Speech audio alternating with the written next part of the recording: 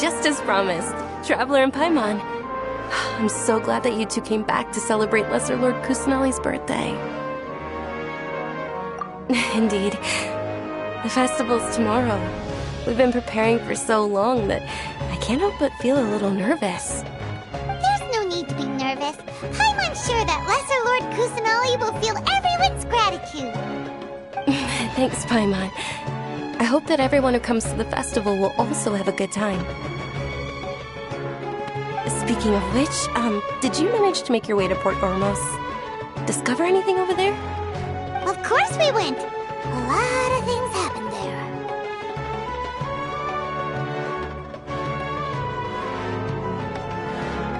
I see. Sounds like you two had another exciting adventure. If there is another chance, I would love to join. My lady, if you went to Port Ormos in your current state, we'd both be in for a lifetime of trouble. Dia! You were eavesdropping! It's called covert protection. Keeping an ear out for what's going on around my employer is part of the job. It's all right, Dia. I merely said I would like to go. I know better than to think my body could handle it. The festival's tomorrow. I've been doing nothing but causing trouble for you. So, Dia, please take some time to relax. I'll be fine. Even when you put it that way, it still doesn't feel right. Don't worry, my guardian knight. Okay, fine, but only tonight. Tomorrow's a big day, and many no-good scumbags are gonna try to take advantage of that.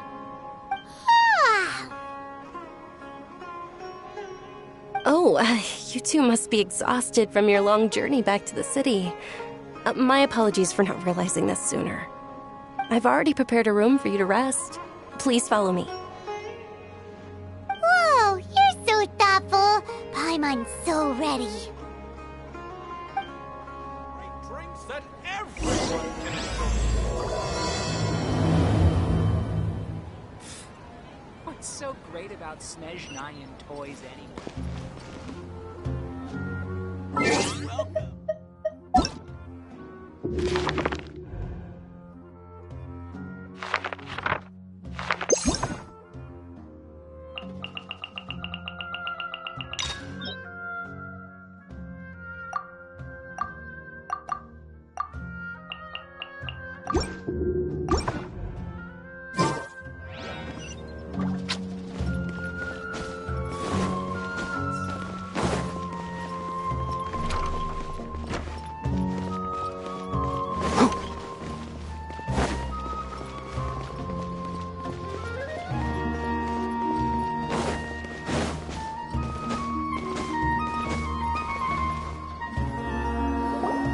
Here we are.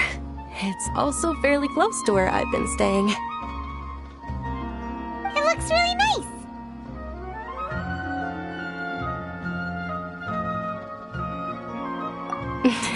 Not at all.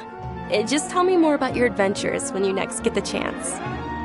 That's Paimon's specialty. Paimon can tell you stories next time. Oh, if you don't mind, how about we all walk around together tomorrow? All of my friends will be working the festival, and Dia's still insisting on her covert protection. Yeah, it'll be pretty hard to relax and enjoy the festival if Dia's constantly hovering over you, right? Then let's meet at the nearby bazaar first thing tomorrow morning. Have a great night. It's a deal. Good night, Dunyarzad. I may be too excited to fall asleep tonight. See you tomorrow. Paimon's starting to really look forward to the Sub-Zero festival too. Will there be lots of yummy food?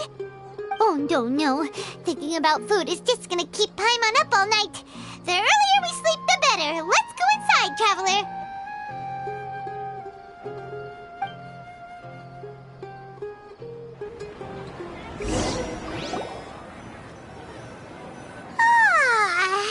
Did we oversleep?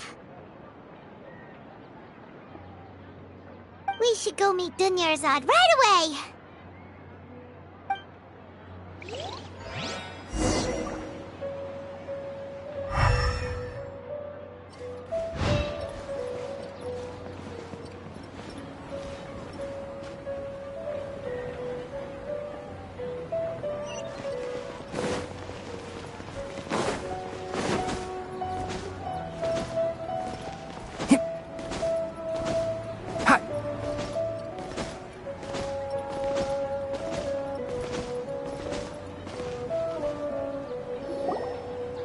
Traveler, Paimon, I've been waiting for you two. Good morning, Dunyarzad. We must have overslept a little bit. Not at all. I arrived early. Today is finally here. I must cherish every moment as if it were gold. You've worked so hard for this day. You gotta enjoy it to the fullest. You know it. Oh, it's just that, as expected, I had some trouble falling asleep last night. I'm hoping my body won't be too much of an issue today. Well, shall we? Let's start with the stalls over there. Many vendors came out of the blue to support the event, and they insisted on covering costs themselves. Let's go give them some business. They paid for everything out of pocket? Oh, sounds like they're not in this just for the Mora. They all said that contributing to a lively festival atmosphere is more important than money. Especially since we don't often get to celebrate Lesser Lord Kusanali's birthday. Ooh, they're selling food over that way! Let's go take a look! This is a stall offering foods from the Haftmewa feast. Oh, you could tell straight away. I thought most people nowadays wouldn't know. Mushrooms, flowers, and all kind of fruit? It's all vegetarian stuff. Oh, Paimon's a little disappointed. So, what's the Haftmewa feast you mentioned just now? It's another Sub-Zero's festival tradition. People used to set their tables with 7 different foods. Generally speaking, the most common selections were foods like Rukushifa mushrooms, lunar lotuses, Sumera roses, sunsettias, kapulatas, hara fruits, and zaytun peaches. So, the Sub-Zero festival is a vegetarian holiday? You don't have to be a vegetarian to enjoy the spread. We just use the 7 foods to symbolize the 7 virtues of the Dendro Archon. Wait, but if that's the case, if Sumera uses vegetarian food to represent the Dendro Archon, then wouldn't the Pyro Archon's festival be full of food like roasted fowl, juicy meatballs, grilled steak? Oh, Traveler, we have to go to Natlan as soon as possible! I hope your wish comes true one day, Paimon. Thanks! Alright, how about we also check out some of these other stalls?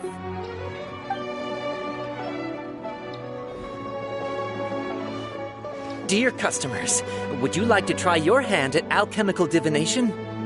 What's alchemical divination? Those two things sound like they'd be fun to try together. Right? I thought the same when I first heard about it. It is said to be a mysterious craft invented by none other than Lesser Lord Kusanali herself.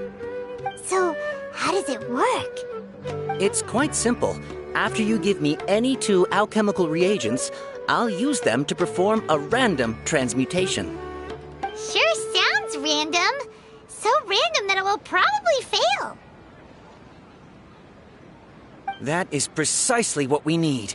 After the transmutation fails, your one and only diviner here will interpret the remnants. Well, according to Lesser Lord Kusanali, everything is interconnected, and all that occurs can be traced back to fate.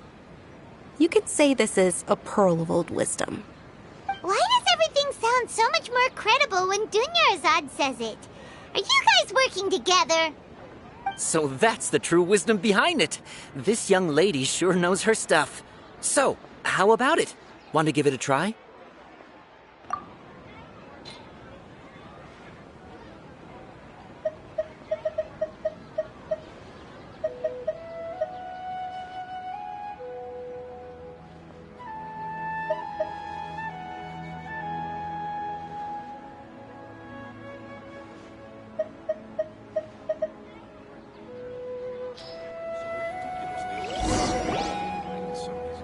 Okay, one moment.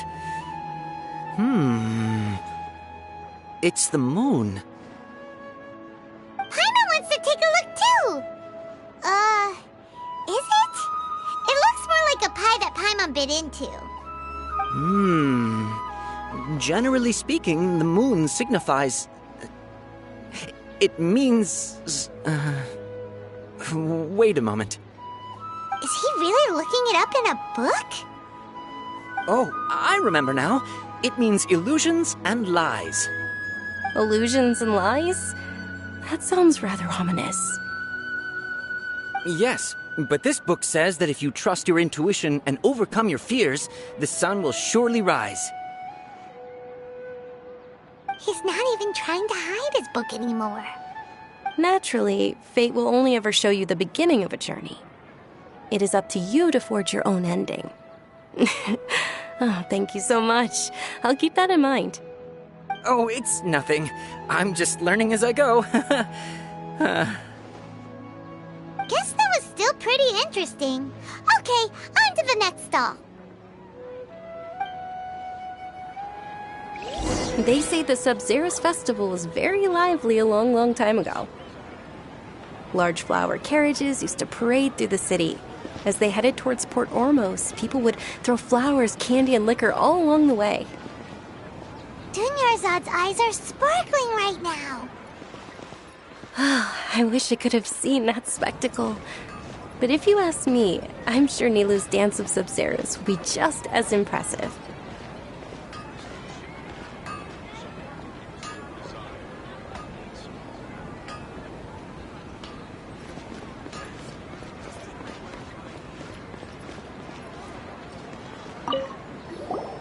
The diviner's interpretation is the most important part of alchemical divination. I just consulted the book to make sure you got the correct message.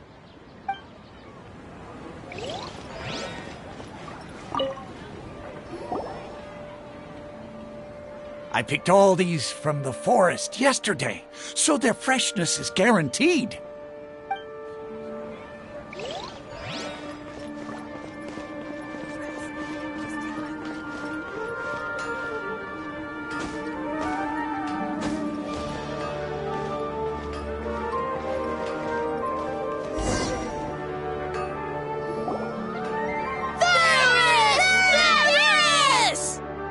Attention! Soldiers, fall into formation if you want any Yalda candies.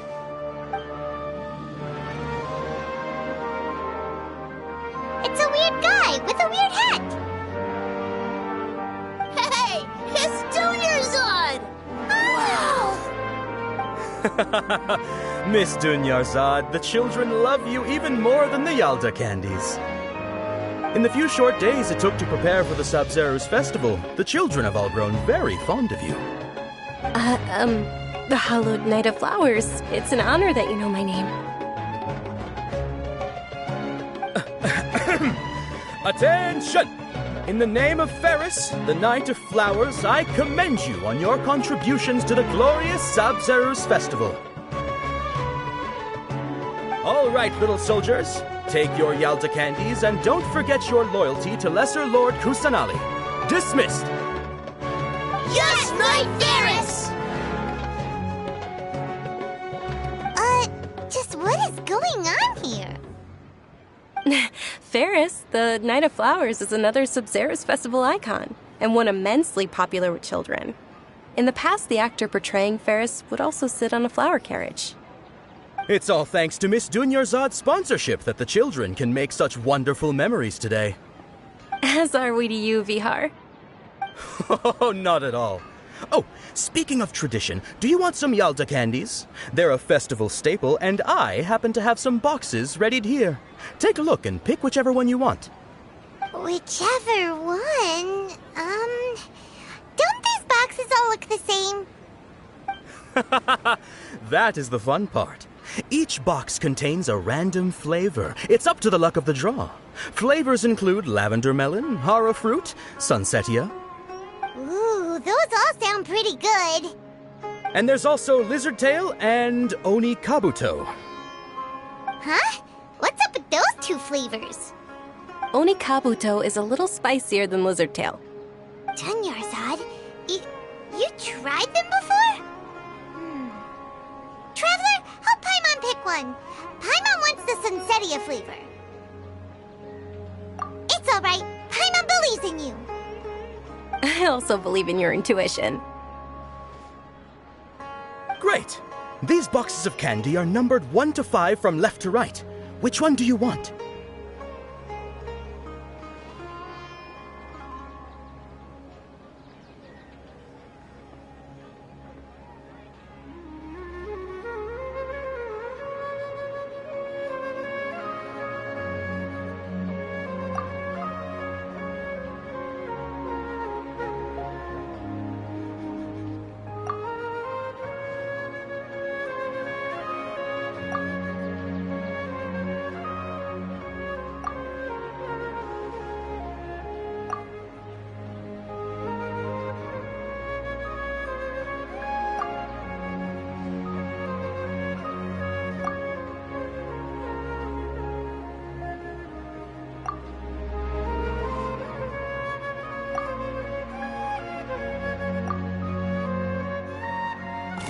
Attention!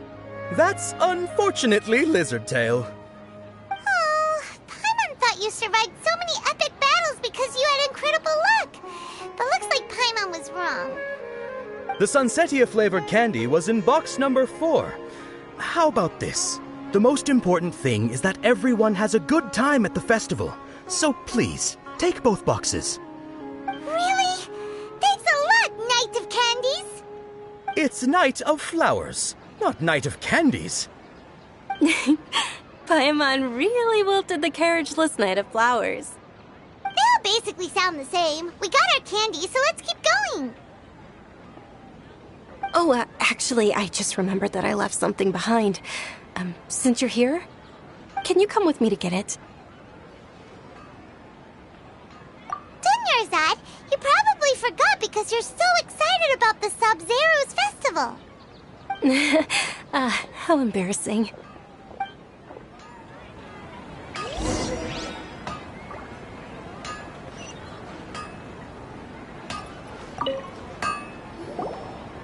Attention, young soldiers!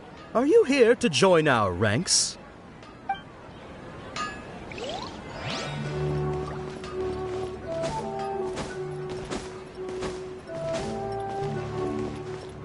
Keep up.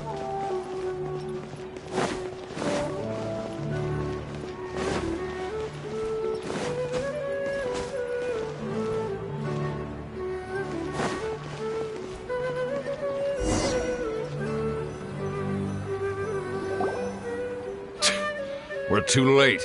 Who knew the little lady was such an early riser? I know, right? Hey, wait a minute. Boss, isn't that her? Oh, that most certainly is. We're in luck. She's walking right into our clutches.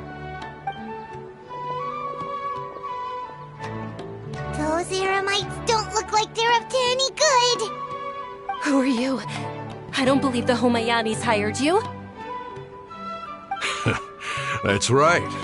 We haven't received any of their mora, but I wonder how much the Homayanis would shell out to get you back. They're a gang of kidnappers!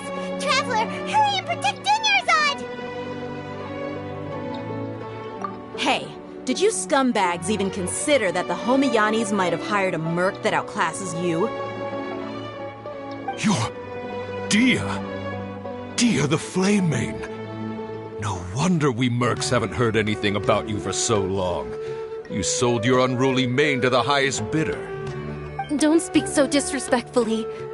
My family started working with her as gratitude for her past kindness to us. Don't worry about it, my lady.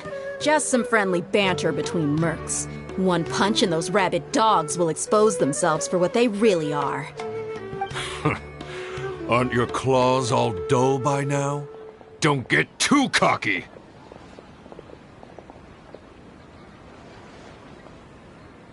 Traveler, take Miss Dunyarzad to a safe location. No, we're gonna stay and help. There's too many of them. You're right. All right, fine. Please be careful, Dia. Don't waste your time worrying about me. This is my job. Look out for yourself. After I've wiped the floor with them, I'll go find you all.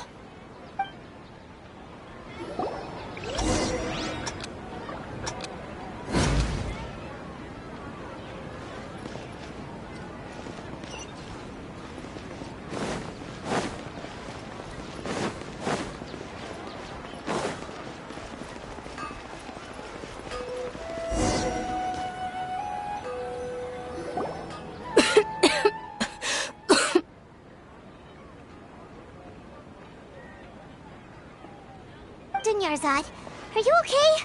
You look a little pale. Are you in shock? I'm fine. My body always reacts like this whenever I exert myself too much. You sure you're okay? I'll be fine after some rest. I'm more worried about Dia. After all, none of this would have happened if I hadn't insisted on coming out today. Yeah, don't worry.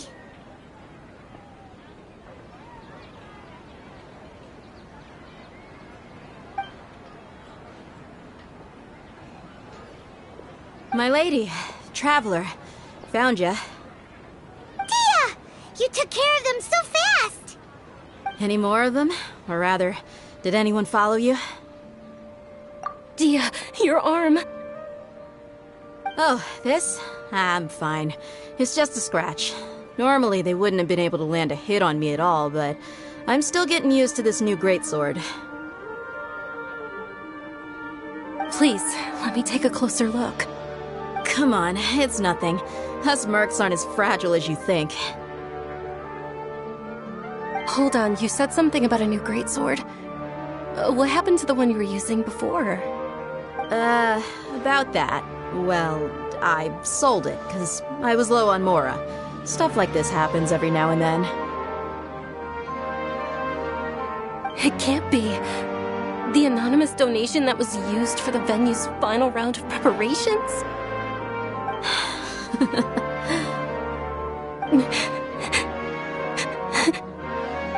Hey, Miss Dunyarzad, I wasn't trying to make you cry, and I'm not gonna lose my commission because I made my employer cry, am I?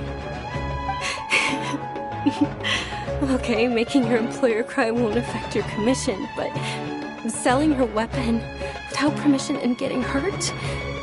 I'll have to reevaluate your performance.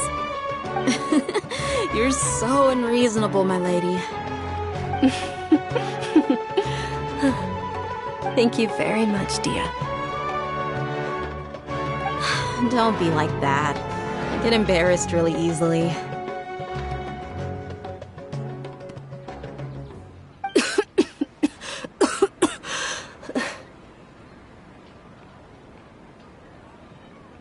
Are you feeling unwell again, Dunyarzad?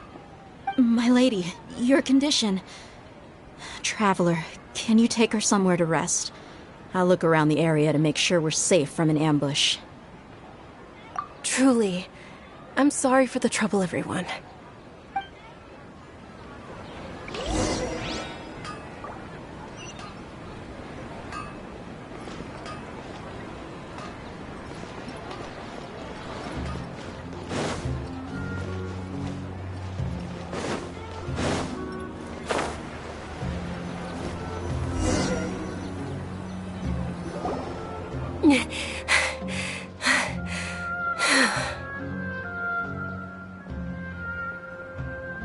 Are you feeling better, Dunyarzad? Yes, much better.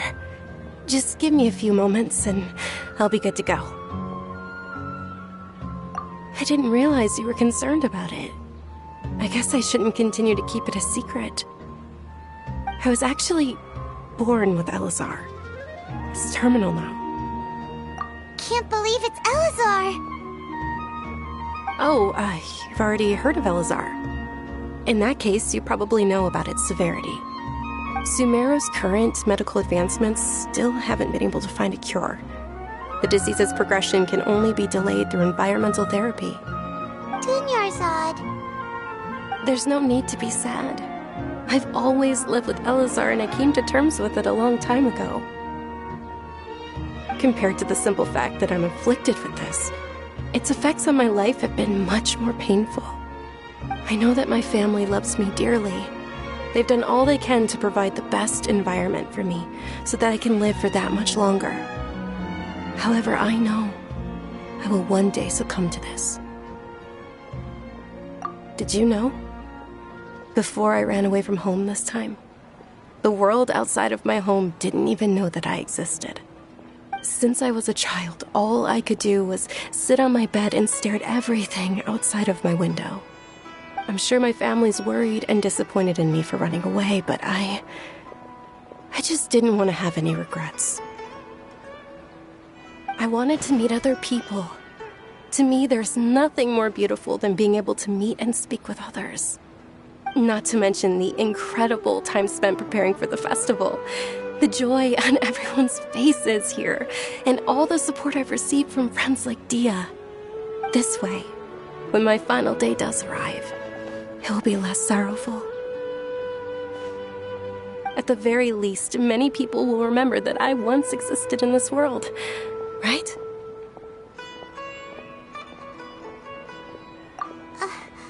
As long as you don't forget Paimon, Paimon also won't forget about you. No, even if you forget Paimon, Paimon will still remember you. Thank you two so much. I apologize for the depressing conversation. This is out of character for me. To be honest, Lesser Lord Kusanali gave me the courage to do all of this. If it weren't for her encouragement, I wouldn't have taken that first step.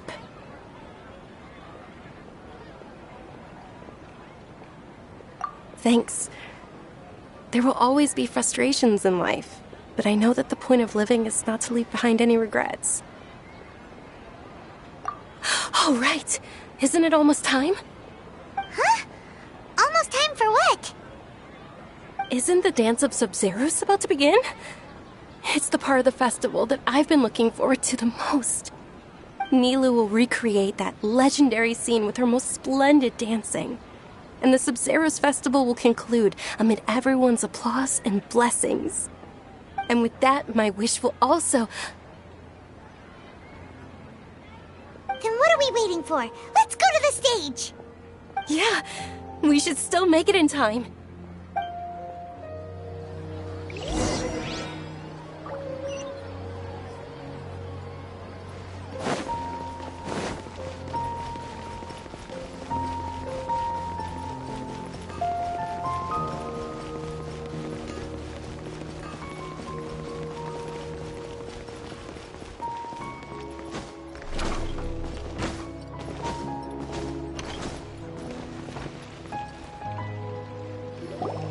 Were you not aware that the law prohibits this type of performance from taking place without prior permission? Over there! Someone's yelling at Nilu! I think just saw the Academia's Grand Sage. Why is he here in person? But the Dance of Sub-Zerus is one of the key parts of the Sub-Zerus Festival. If we can't perform it... The Sub-Zerus Festival. The law also prohibits the private hosting of large-scale religious festivals. Only the Academia can host such an event. If you continue to resist, we will have to order an investigation into every single event organizer. The Grand Sage has already granted you much leniency. I advise that you exercise tact. How did things turn out like this? The Academia was originally responsible for the Sub-Zerus Festival, but they failed this responsibility for many years. I need to speak with them. This is a hard pill to swallow, but you're right. Things would only get worse. Art, dance. Aren't you ashamed of pursuing such frivolous and meaningless activities in this land of knowledge and reason? Our Archon created the utopia that is Sumeru City for all scholars who sought validity, verity, and truth, while people like you wish to defile it. No. I believe that our Archon never rejected the arts. Even the goddess of flowers dedicated a dance to her. With your lack of intellectual credentials, I do not believe you are qualified to debate with me. What you should be doing is finding workers to tear down this ridiculous eyesore.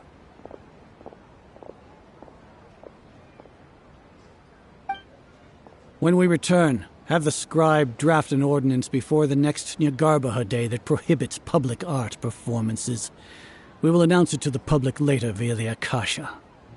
Understood. I will inform him when I return.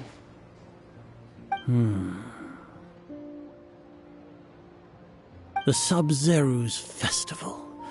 Go celebrate the birth of that god to your heart's content. Nilu, are you okay? Oh, Dunyarzad. You all saw that just now? The Grand Sage ordered us to stop the performance. Yeah. Let's go somewhere the Academia can't find us and perform there. But how do we let everyone know? And what about the atmosphere on the stage? Or we could get people to block them off so they can't interrupt the performance. No. They just threatened to investigate the organizers.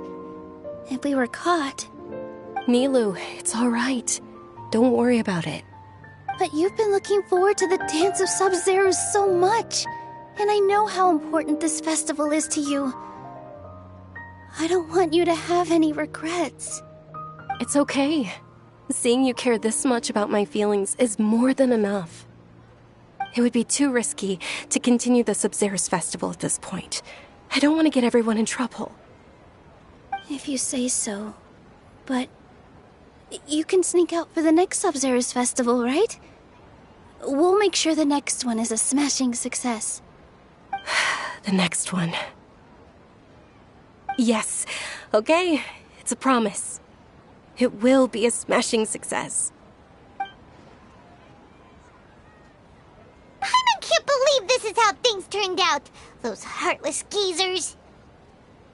It really is okay. There's nothing we can do about it. Still, I'd be lying if I said I had no regrets. I would have loved to see Nilu's dance.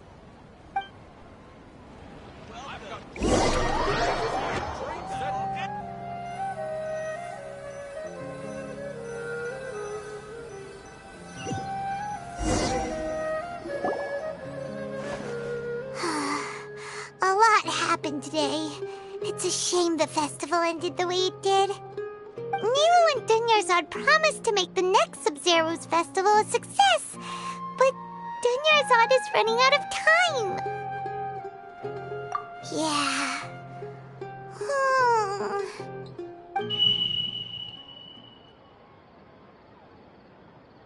All connections have been secured to construct the most stable framework possible. The project has entered its most critical phase. Power has begun to flow from...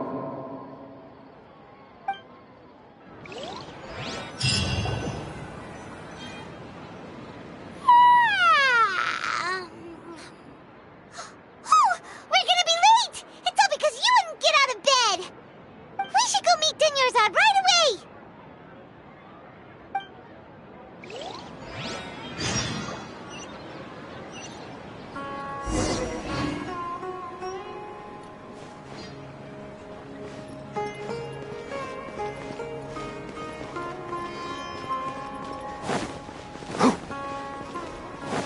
Keep up.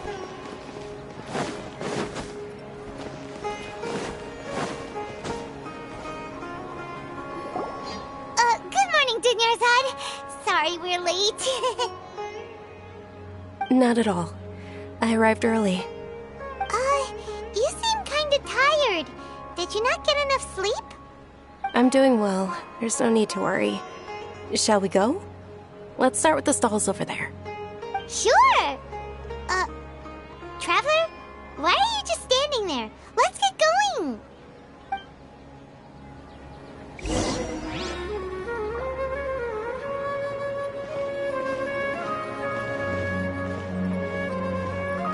Ooh, they're selling food over that way! Let's go take a look!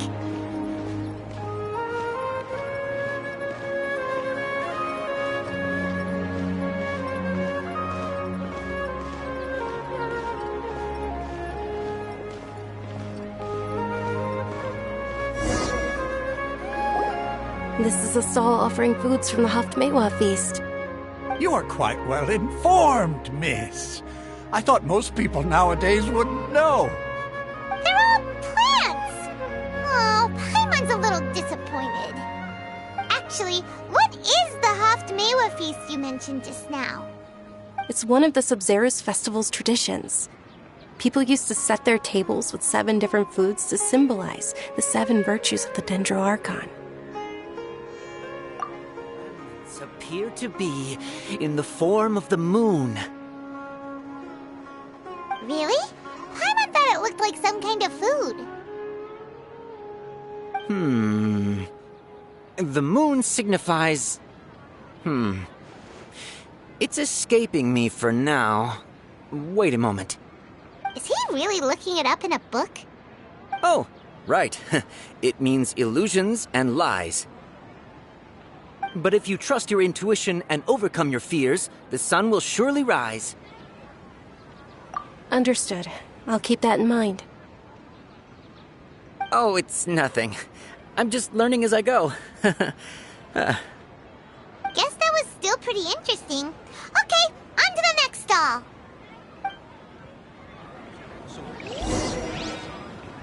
So, where to next?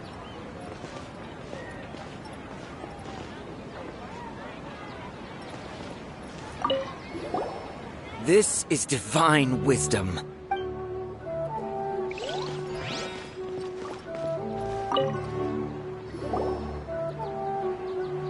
I picked all of these from the forest yesterday.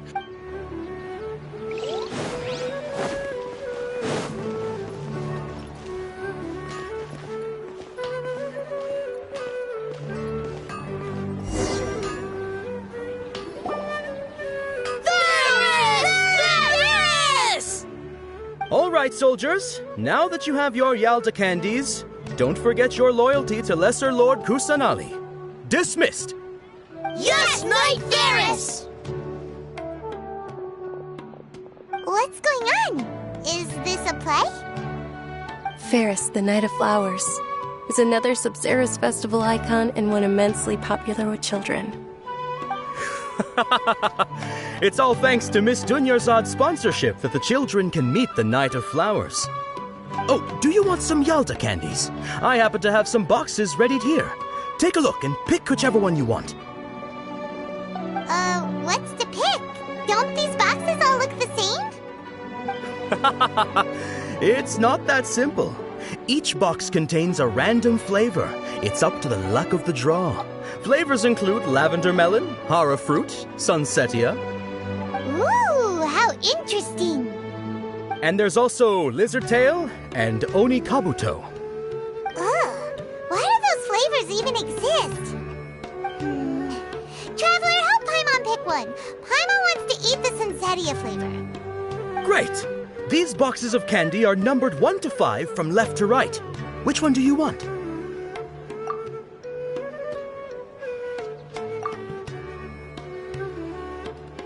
Ah, excellently chosen. Number 4 is indeed Sunsetia. Ha! Paimon bet you had incredible luck, and Paimon was right!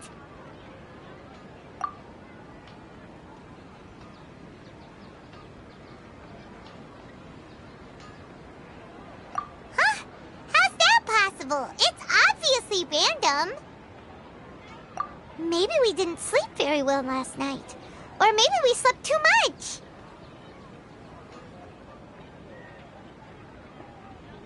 Oh, sure.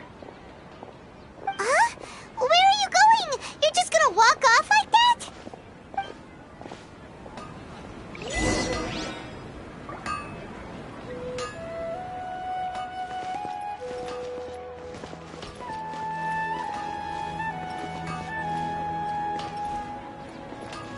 Things can't go on like this. Attention! Any more requests, young soldiers?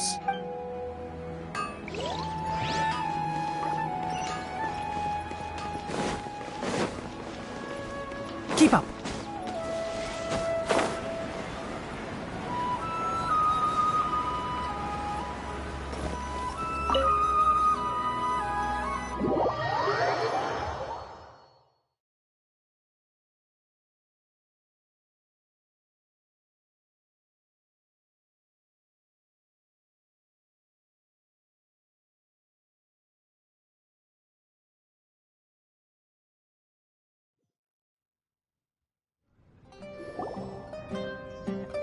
A feeling of deja vu? Oh, Paimon knows what that is. It's when you feel like you've already experienced whatever is going on. In that case, Paimon also felt something like that today. But that's just our brains playing tricks on us, isn't it? So why'd you run here in such a hurry? So that's it! You're intentionally doing things you usually wouldn't and seeing if you still get that same feeling of deja vu. Welcome, you two. Are you here for lunch? What would you like to eat? Got it. You don't look like you're from these parts, but I gotta say, you've got good taste. I'll give this order to the kitchen. Coconut charcoal cake? Isn't it that burned thing that didn't look tasty at all? Oh, Paimon understands what you're trying to do now. You'd never normally order something like this.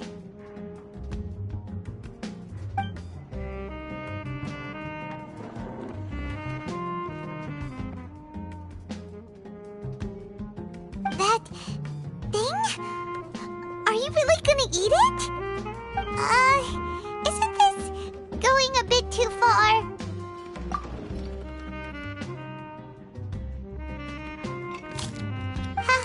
How was it? The look on your face is telling Paimon that it tasted awful.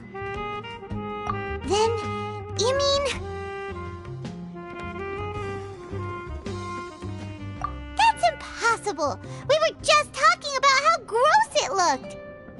So, would this be a case of taste bud deja vu? Paimon also gets the impression that we've been here many times, even though we aren't regulars. How about we go out again and try something else?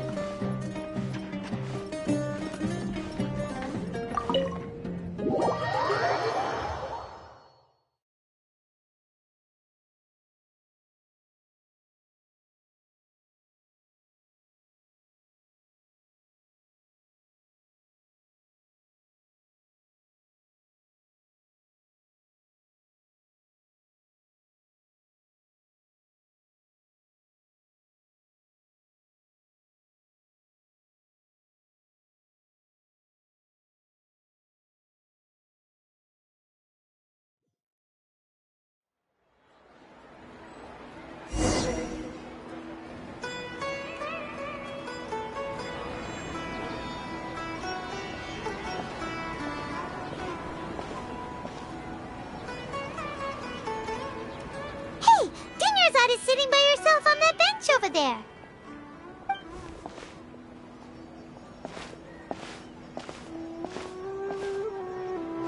What a coincidence, Dunyarzad. We meet again. Why are you sitting here all by yourself? Oh, I ran into some kidnappers just now, but thankfully Dia came to my rescue. I started to feel unwell after that, so I sat down here. Kidnappers? Oh my goodness, are you hurt? I'm okay. Dia's arm got scratched, but it isn't serious. Whew. That's a big relief.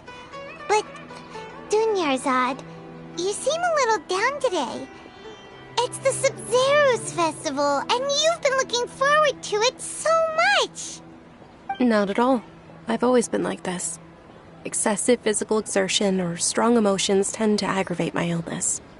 Besides, no matter how amazing today may be, it is but a single day.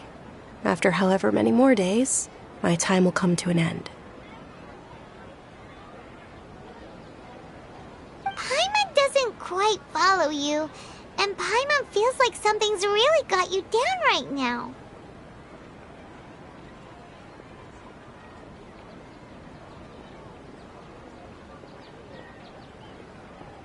It really is fine. I don't mind.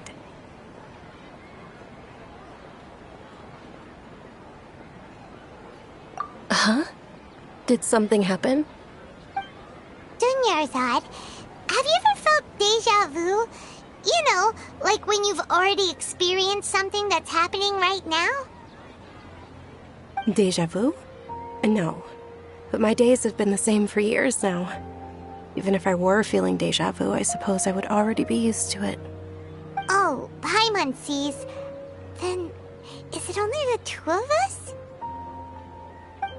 It's almost time. Huh? Time for what?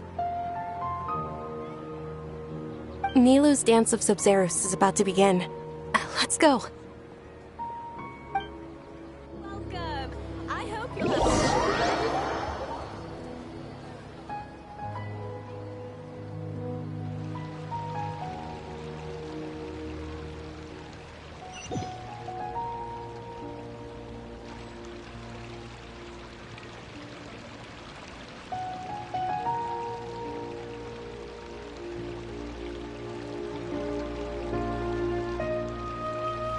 With your lack of intellectual credentials, I do not believe you are qualified to debate with me. What you should be doing is finding workers to tear down this ridiculous eyesore. When we return, have the scribe draft an ordinance before the next Nyargarbaha Day that prohibits public art performances. We will publicly announce it later through the Akasha. Understood. I will inform him when I return. The Sub-Zero's festival. Go celebrate the birth of that god to your heart's content.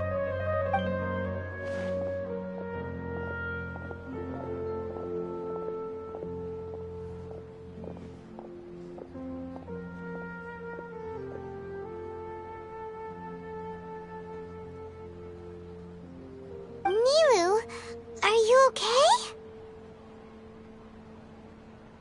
Oh, Dunyarzad. The Grand Sage ordered us to stop the performance.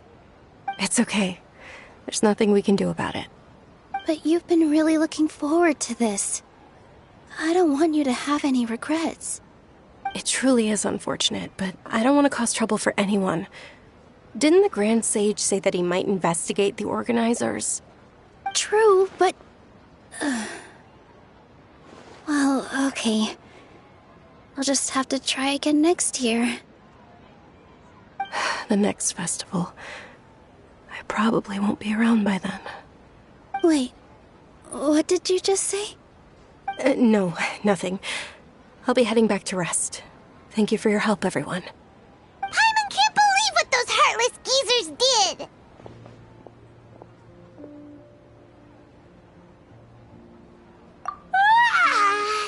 Did Dunyarzad already go back? We should also return and get some sleep.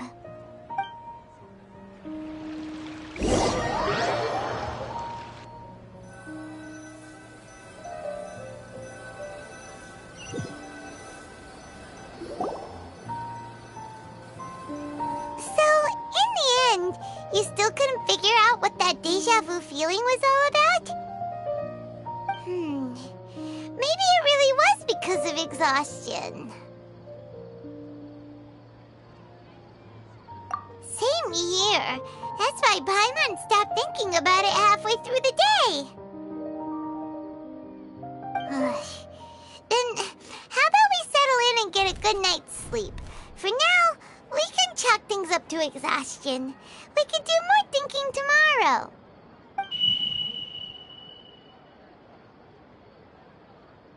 Observing a modest drop in the output of jnana energy, but values still remain within normal parameters. Continue to monitor for variances in the data and find the cause as soon as possible.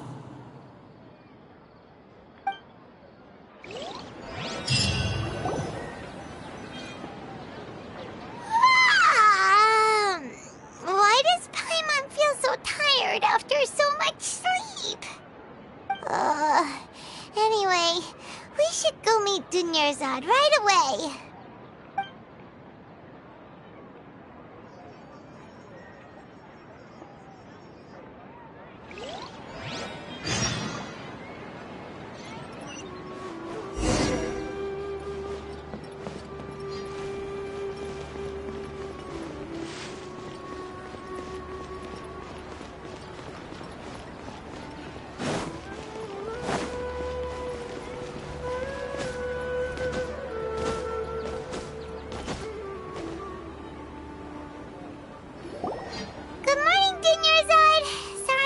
You waiting?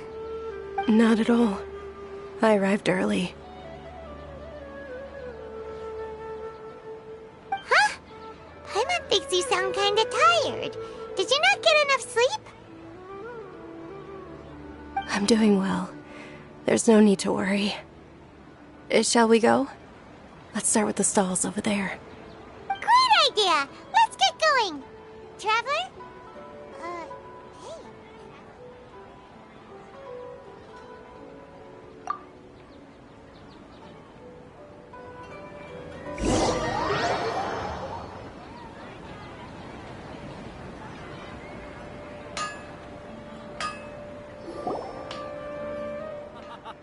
It's all thanks to Miss Dunyarzad's sponsorship that the children can enjoy the Sub-Zero's festival.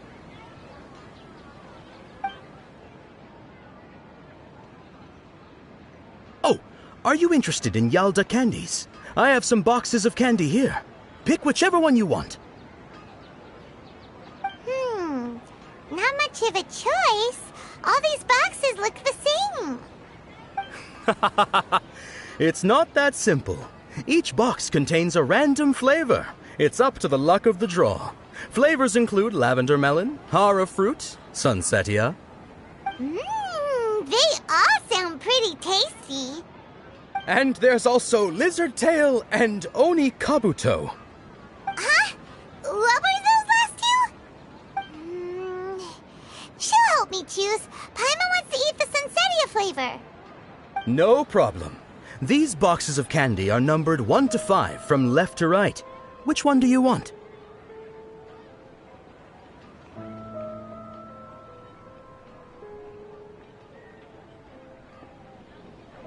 Oh, I like your confidence. No hesitation at all. Oh, congratulations! Number 4 is indeed sunsetia.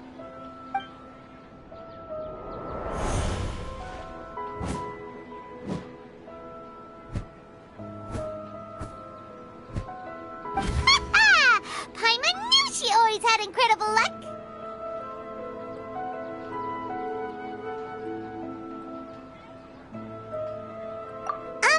Paimon's not really interested in the other flavors. Wait. How did you know? Don't tell me that you already knew which flavor was in each box. What? She was right about all of them? That couldn't have been luck. How is this possible? I packed all those boxes this morning, and they've been sealed ever since. You couldn't have known beforehand. Mind reading? X-ray vision? Or some kind of magic trick? This is way too freaky. Tell us what's going on! Since when did you get stairs. Traveler?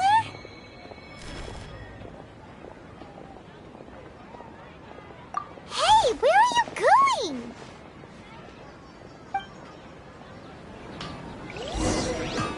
What's going on?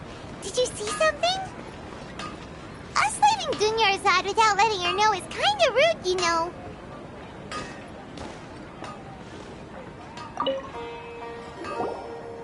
Attention!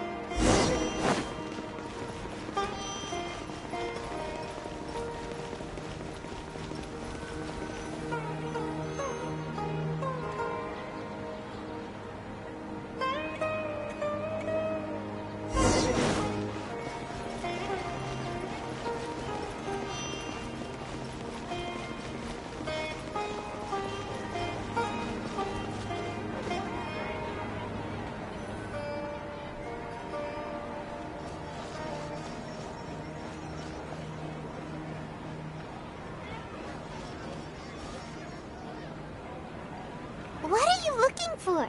Why did we come here?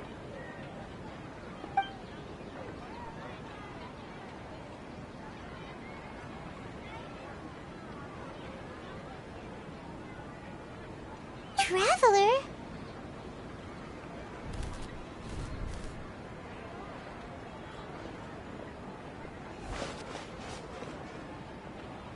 That's...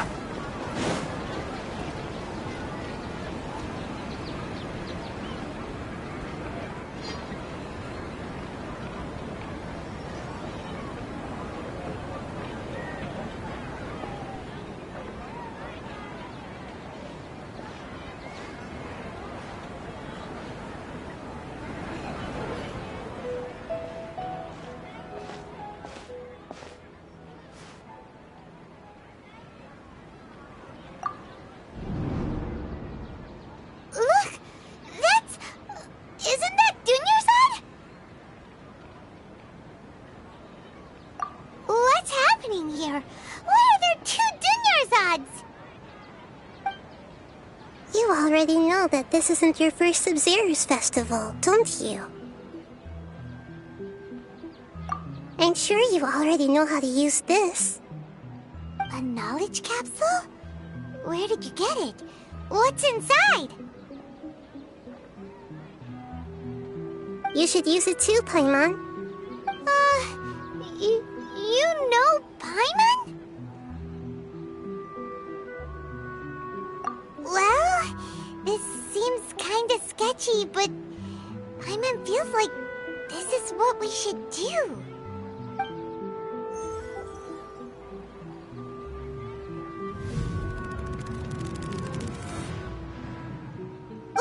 What the?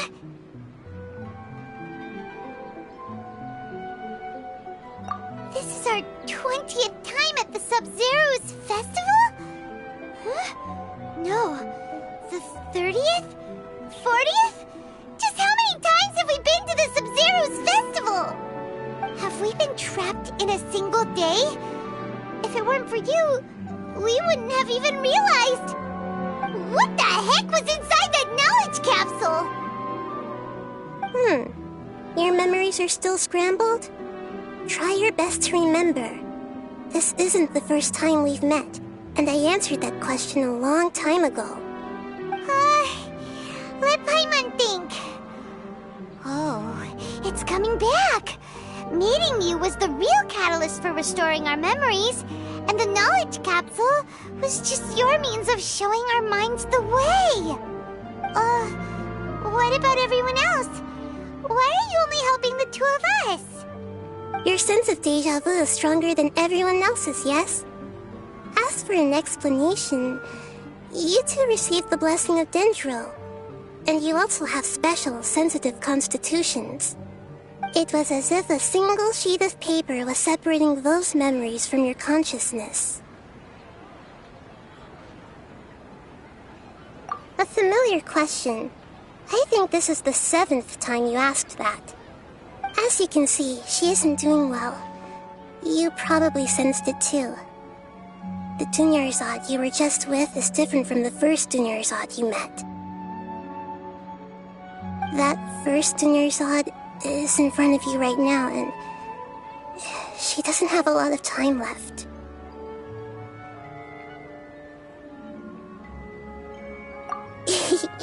Looks like you're almost done sorting out your brain. Oh yeah, I'm Nahida.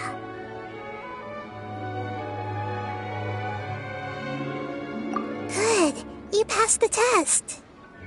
What's happening? You can awaken our memories, and you seem like you know what's going on. Oh, wait, please don't tell Paimon even you don't know. Everything in this world runs in a loop. This cycle is called a samsara. You, me, and everyone else are all stuck inside the one-day samsara. As for the truth, that's on you to find out. If you were told the truth instead of discovering it yourselves, it would literally blow your minds. I don't know how you'd be after that.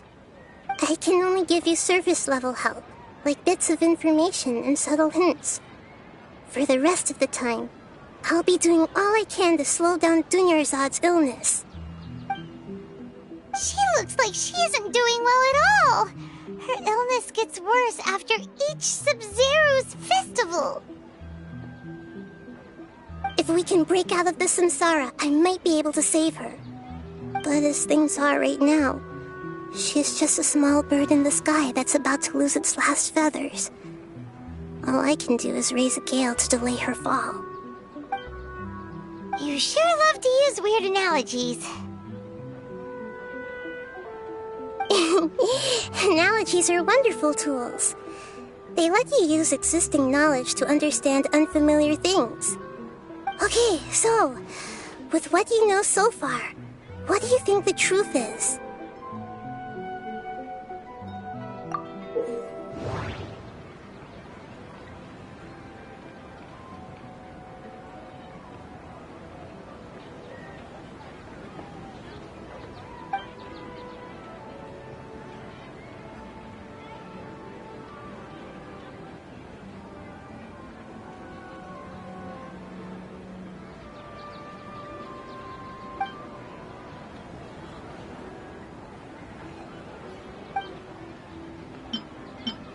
We've already experienced the Sub-Zero's festival many times. And the day of the festival seems to be in a perpetual samsara.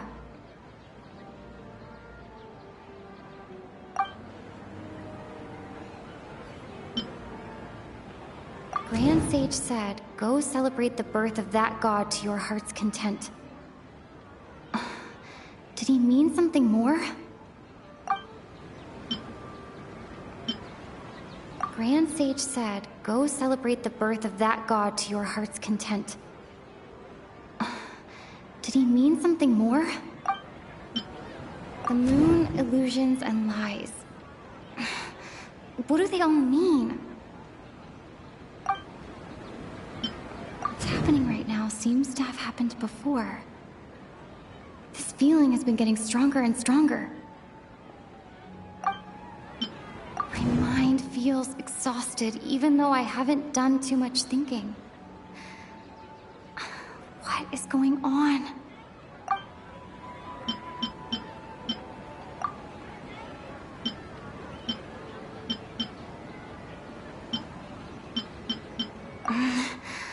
I can't seem to cohesively piece everything together.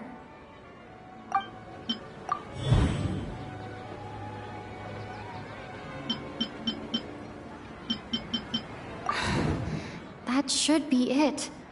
The flow of time is endlessly cycling within one single day.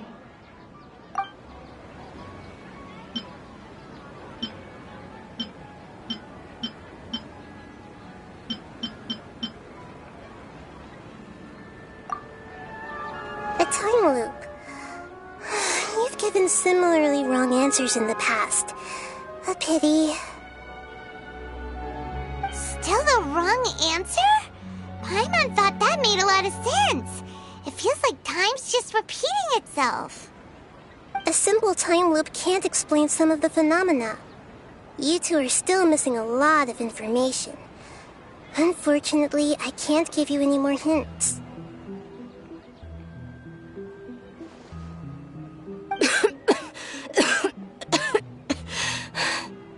Dunyarzad! The Sub-Zero's festival is happening every day, but that doesn't mean we can waste an infinite amount of them. Hurry and find the truth before today's festival ends.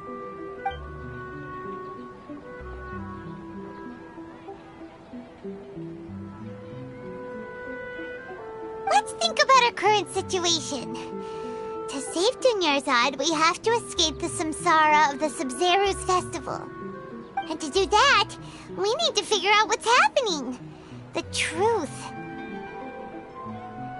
Nahida rejected the idea of a time loop, so we must have missed something, right?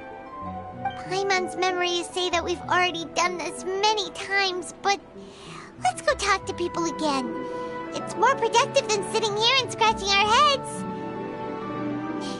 Why don't we start with those stall owners?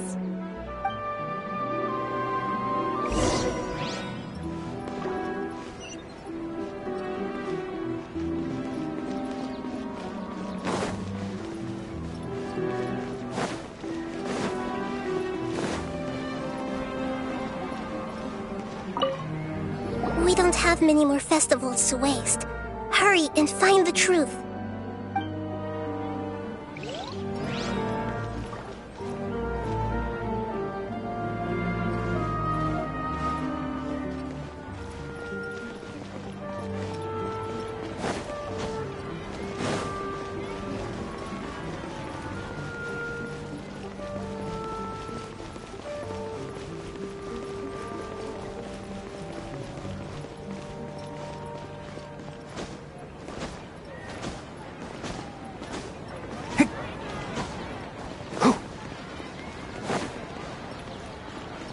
Keep up.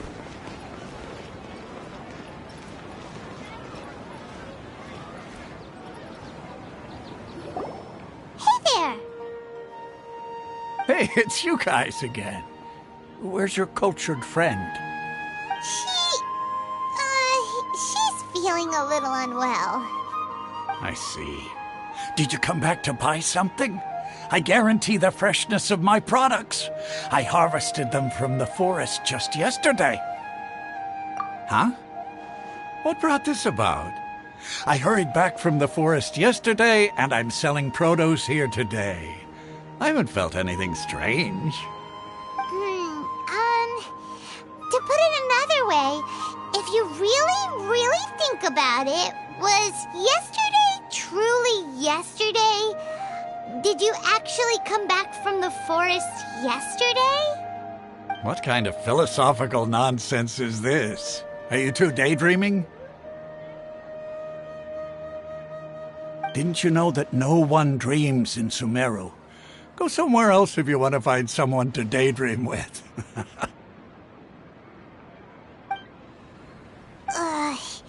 He actually has a point. Is this a dream? Is everyone dreaming?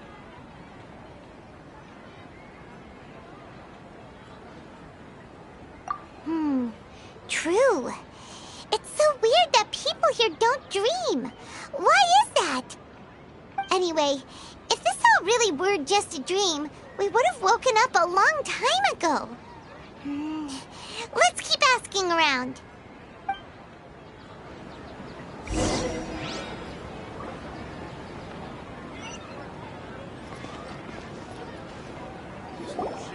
Oh, it's you two. Was my divination so accurate that you felt compelled to compliment me in person? Ooh, I knew it! I told you, the god's divination is highly accurate. You just hadn't fully understood its significance yet. You're really excited about this, huh? That's exactly why we came back. Help us better understand it. Help you better understand it? Well, that isn't exactly what I excel at. So, you're admitting that you don't have a clue? Anyway, what kind of situation did you get into?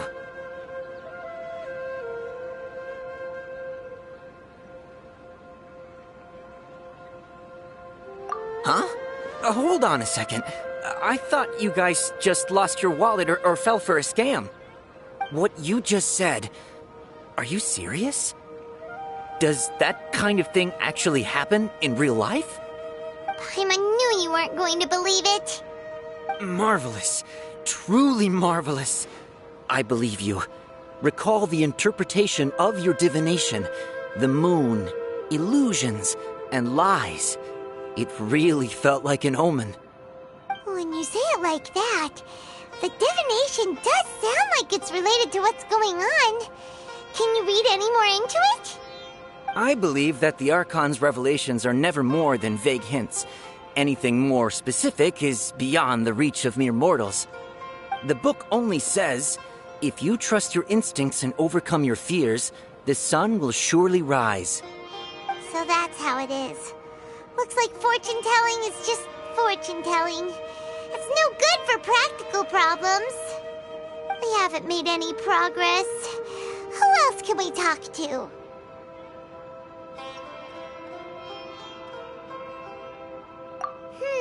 Paimon remembers that we tried talking to her a couple of times, but she always thinks we're playing pranks on her. You think she'll brush us off again?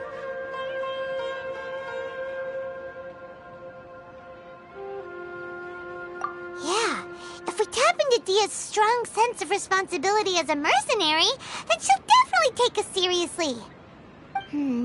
At this time of day, Dia's probably just finished beating up those kidnappers. Let's go find her.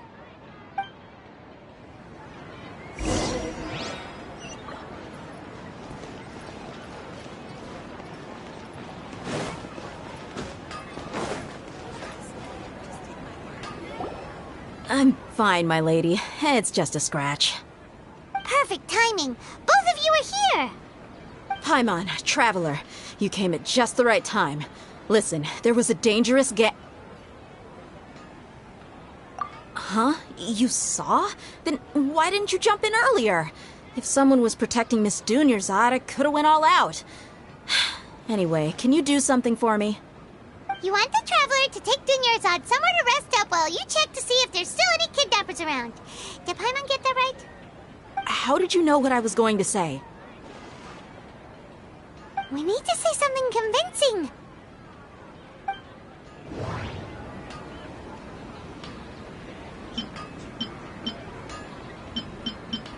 People in Sumeru don't dream. What a strange phenomenon.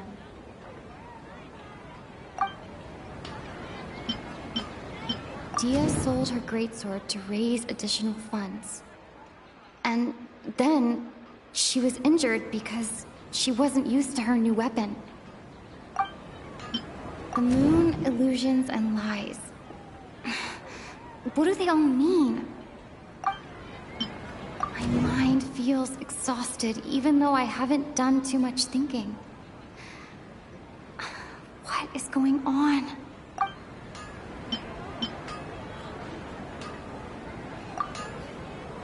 Tell her, Traveler!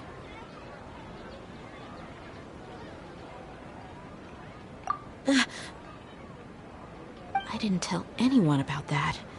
Including Miss Dunyarzad. You couldn't have known. And just now, you literally took the words right out of my mouth. What's going on? All right, so this is the situation.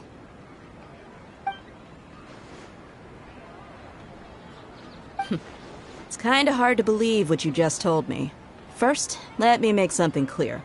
Most of us desert dwellers might not be the scholarly type, but we do have basic common sense. She's quieter than usual. Uninterested in anything and really gloomy. Yeah, she isn't the same as before, but her parents said that this is how she was like at first. Huh? At first? I don't quite understand what you're all talking about. I'll go rest on the bench over there. My lady, are you angry?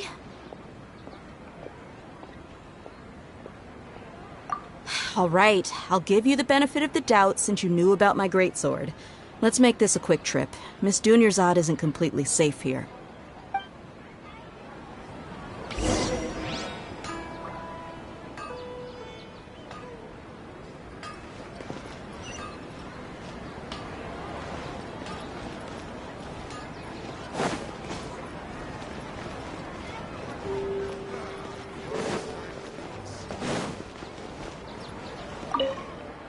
You all seem to have a matter to attend to.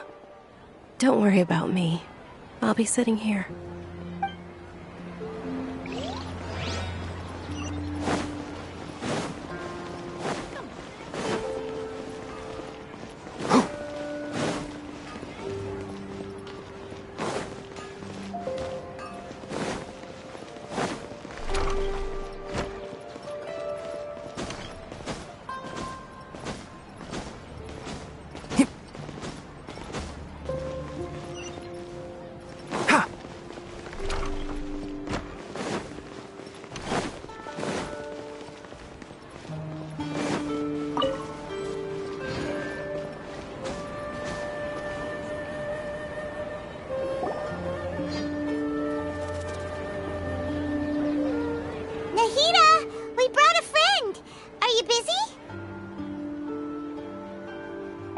I told you that it won't help to bring anyone here. We just wanted her to see the real Dunyarzad's condition. The real Dunyarzad? Where and who are you talking to? Huh? I told you that you two are special. Other people can't see me or Miss Dunyarzad here.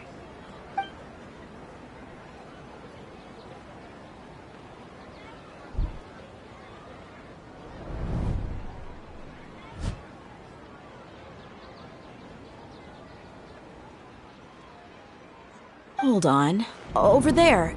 Is that? Wow. How perceptive. Does she have invisible antennae? Miss Dunyarzad, she's lying down here, isn't she? How's she doing? Her condition's really bad, and she's basically in a coma. How did you know she was here? I can sense her aura. There are also lingering feelings of something like regret or disappointment. What happened? Do you believe us now? The Sub-Zero's festival has been repeating itself. So, you think the sages are behind this? Yeah, they've always been against us. Wouldn't surprise me if they're using the Akasha to intentionally repeat the Sub-Zero's festival as a sick joke. You have a point. Aside from the Dendro Archon, the Academia's sages are the only ones in Sumeru who could pull off something like this. Maybe there's more to the Akasha than we know. Right! Didn't you awaken our memories using something that looked like a knowledge capsule? That means you must know something about the Akasha! The Akasha relies on the power of Innocence to operate, as it is the manifestation of the God of Wisdom's power. It compiles the wisdom of the entire populace, and it grants knowledge to the people. A Gnosis could do that? No wonder the Akasha is so magical. It's being powered by the Gnosis of Sumeru's Archon. So, this Nahida you mentioned, what did she say? She said, and Paimon quotes, "The Akasha relies on the power of a Gnosis to operate, as it is the manifestation of the God of Wisdom's power. It compiles the wisdom of the entire populace, and it grants knowledge to the people." Compiles the wisdom of the entire populace and grants knowledge to the people. Wait. I get the grants knowledge part. That's what people have always used the Akasha for. But compiling the entire populace's wisdom? How does that work? Did she mean that the sages enter new knowledge into the Akasha? Oh, yeah. That sounds about right. What do you think?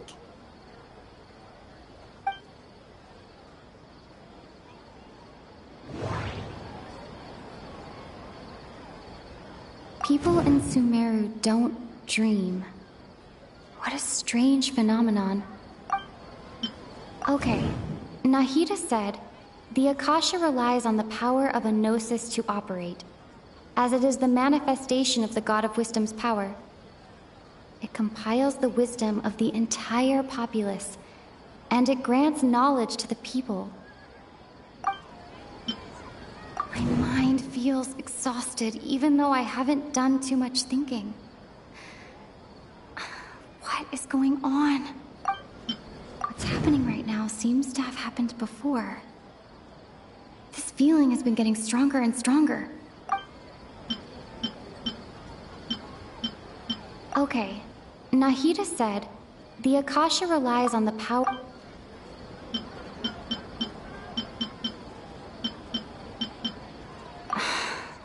That doesn't sound right. I need to carefully think things through. That doesn't sound right. I need to carefully think things through. You mean the Akasha is causing our mental fatigue? Huh. Now that I think about it, my head's been feeling unusually heavy. When the desert dwellers set off on their quest for knowledge, a sage once said, knowledge always comes at a price. Compiling the entire country's knowledge. You think the Akasha pulled a 180 and is extracting information from us? Who knows? The Akasha can put knowledge into our heads, so who's to say that it can't also poke around in there? We don't know any specifics. What's the point of doing something like that? Just think about it. If you could combine the knowledge of every single person in Sumeru, then you can basically turn Sumeru City into a single massive brain. This hive mind could make breakthroughs in problems that even the smartest geniuses can't crack. An excellent deduction. And the analogy comparing Sumeru City to a massive brain? I love it. In that case, we should take off our Akasha terminals right away. Maybe that'll solve this problem. Yeah, I was only wearing this for show in the first place. Didn't expect the sages to cook up such a conspiracy. Mark my words, when this is over, I'm getting evidence and exposing this whole thing to the public. How does everyone feel? Huh? What is it? Oh, that! Paimon knows what you're talking about. It's a single soft beep that sounds like it's coming from the Akasha terminal. The sound of a beep. Could it be a prompt tone for when the Akasha is operating? That's probably an important clue. We weren't using our terminals, but we heard a beep anyway.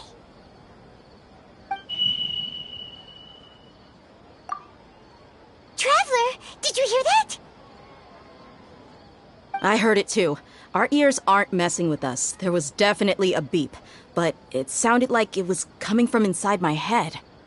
We took off our Akasha terminals.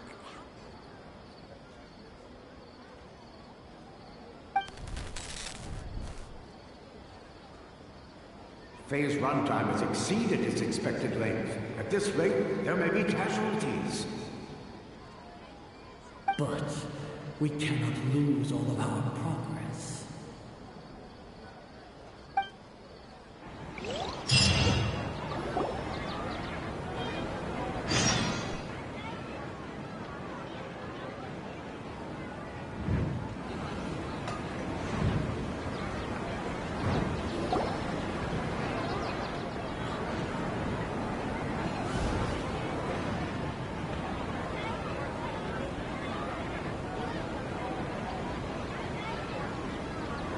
Paimon remembers everything!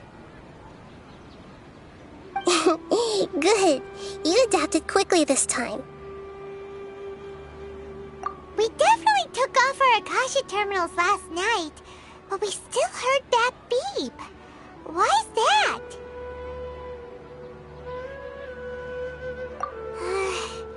But now we can at least confirm one thing. The Akasha definitely has something to do with whatever's trapping us in this cycle. Oh, Paimon doesn't get it. Why would the Akasha go this far if all it wants is everybody's wisdom? It's extremely difficult for lab rats in an experiment to understand why they're being treated the way they are. If we're lab rats, then what are you? Nahida, you've never told us anything about yourself. I guess I'm the moon. The moon? Wasn't that the result of our divination? Anyway, knowing who I am won't help you get closer to the truth, so you should focus on other things. Don't get distracted and miss any clues. Okay then. Dia helped us a lot yesterday, so let's go find her. If Paimon's reading the time correctly, those kidnappers should be showing up soon.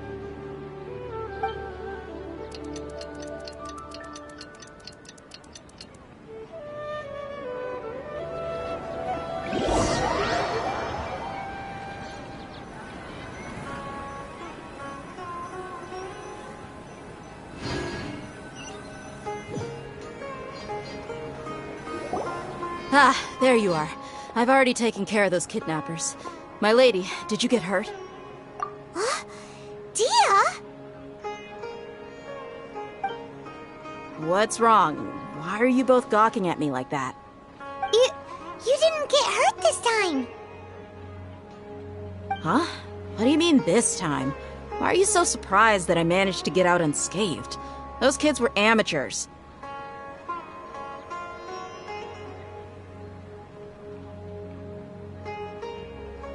Shh! How did you know about my greatsword? I haven't told anyone about it. Please, don't tell Miss Dunyarzad. So Dia's lost her memories after all. Anything strange? You already know that I got a new greatsword. If I had to say something, it's weird how such a new weapon could feel so familiar. It's as if I've already used it to fight a countless number of battles. You're saying that although you don't remember using it, your body feels like it does? That's right. Both mercenaries and warriors heavily rely on muscle memory. Only knowing the theory of battle won't get you anywhere. Traveler, what do you think? Yeah, Paimon's feeling really hopeful. Oh, you're right! Earlier in the Samsara, something like this would have never happened! I have no clue what you two are talking about, but it's still dangerous here, so... So you want us to take Dunyarzad somewhere else to rest while you check if there are still more kidnappers around, right? How did you know what I was gonna say? Can you read minds? Forget it. Go and do your thing.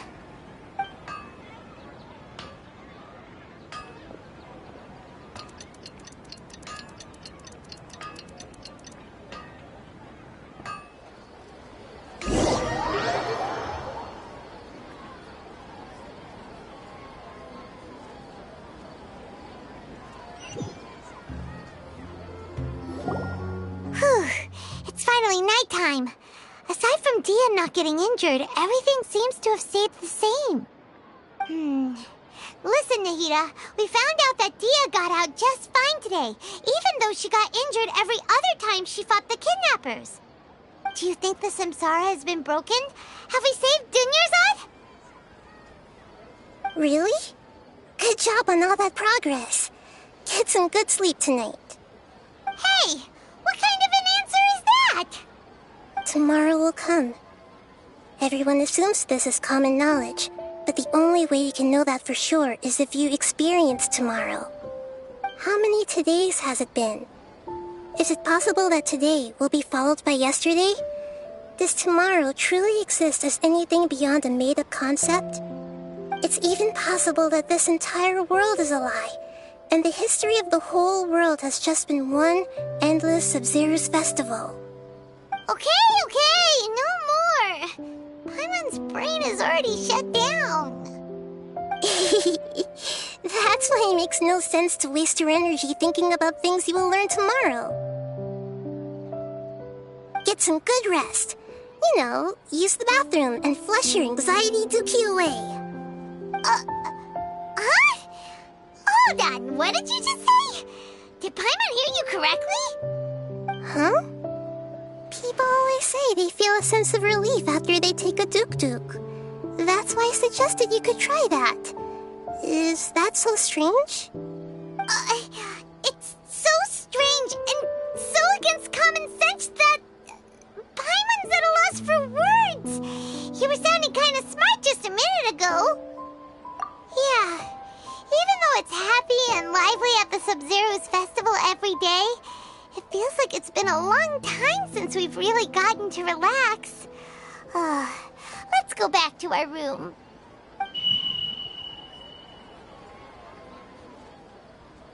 Continue the harvest. Compared to what we stand to achieve, these sacrifices are trivial.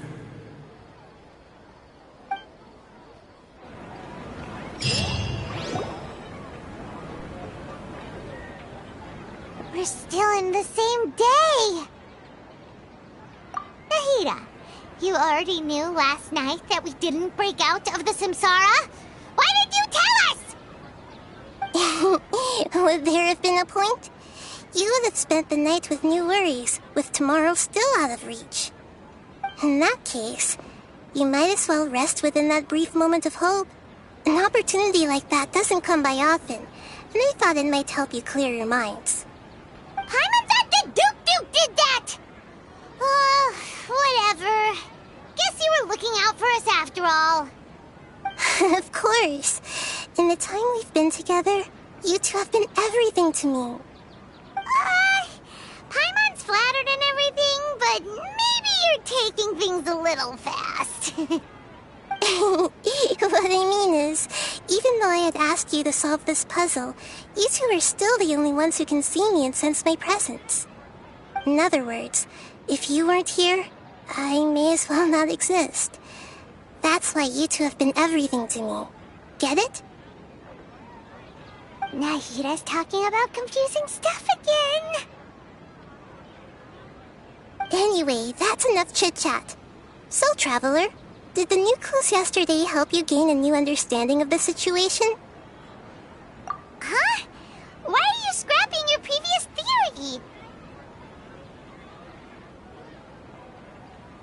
Oh yeah, you're right! Gosh, how did we not notice that? In a simple time loop, people's physical condition should also reset. So, what's your new hypothesis? The moon, illusions, and lies. What do they all mean? The moon, illusions, and... Mercenaries rely heavily on muscle memory. And... Dia was able to use her experiences to avoid injury in later samsara cycles. The beep is a prompt tone for Akasha operations. We still hear it every night, even though we removed our Akasha terminals. Okay, Nahida said, the Akasha relies on the power of a gnosis to operate, as it is the manifestation of the God of Wisdom's power. It compiles the wisdom of the entire populace, and it grants knowledge to the people. We've already experienced the Sub-Zero's festival many times, and the day of the festival seems to be in a perpetual samsara.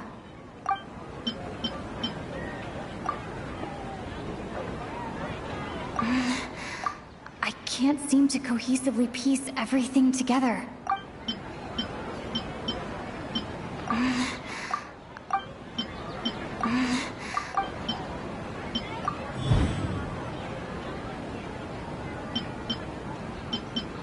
If a day are erased at the end of that day, then we would unwittingly relive that same day again and again.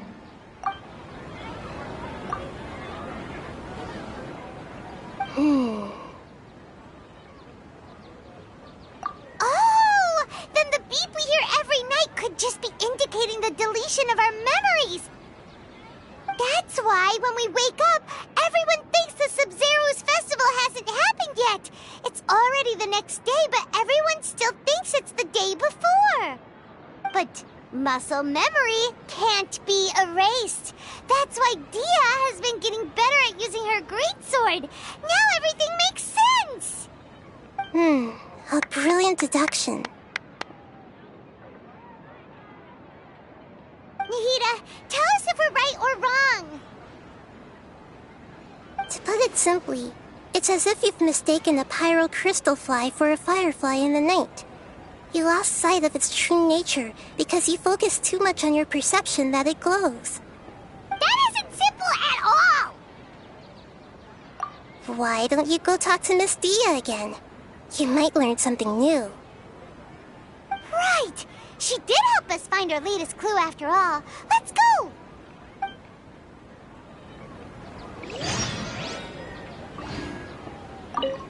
We don't have many more festivals to waste.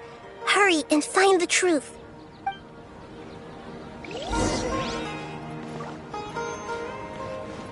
Keep up!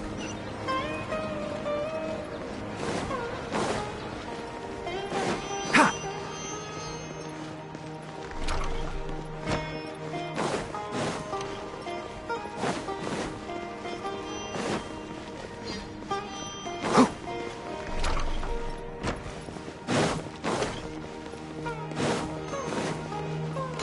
Keep up! Hick.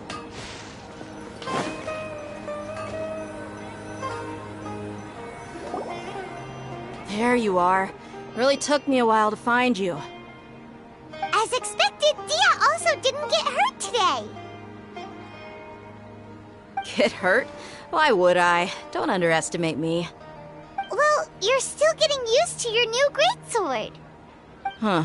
Truth be told, I also think it's pretty strange. It just suddenly felt so familiar in my hands and... wait a second! How did you know I got a new greatsword to begin with? I didn't tell anyone about it. Traveler, could you explain the situation to her today? Paimon's gotten a little sick of doing it. Oh, that works!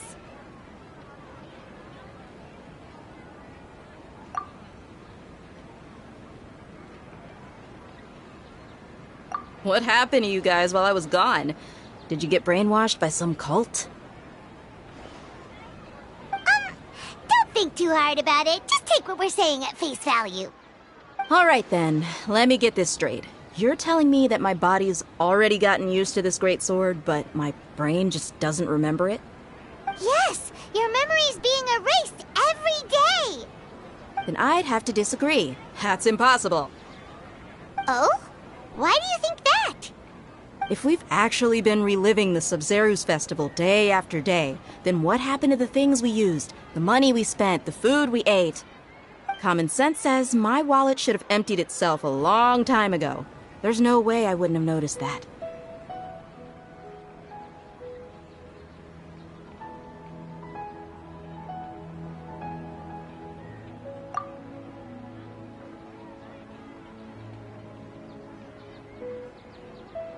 Right! They could use the Akasha to record what everyone did that day, and then use the city's resources to replenish everything! It's not very likely, but it's also not impossible. No, it is impossible. I've got proof. You have proof? Where? You two are surprisingly serious about this nonsensical discussion. Fine, I'll play along for a little longer. Come with me, Miss Dunyarzad. Please come along as well. I still can't guarantee that this area is safe.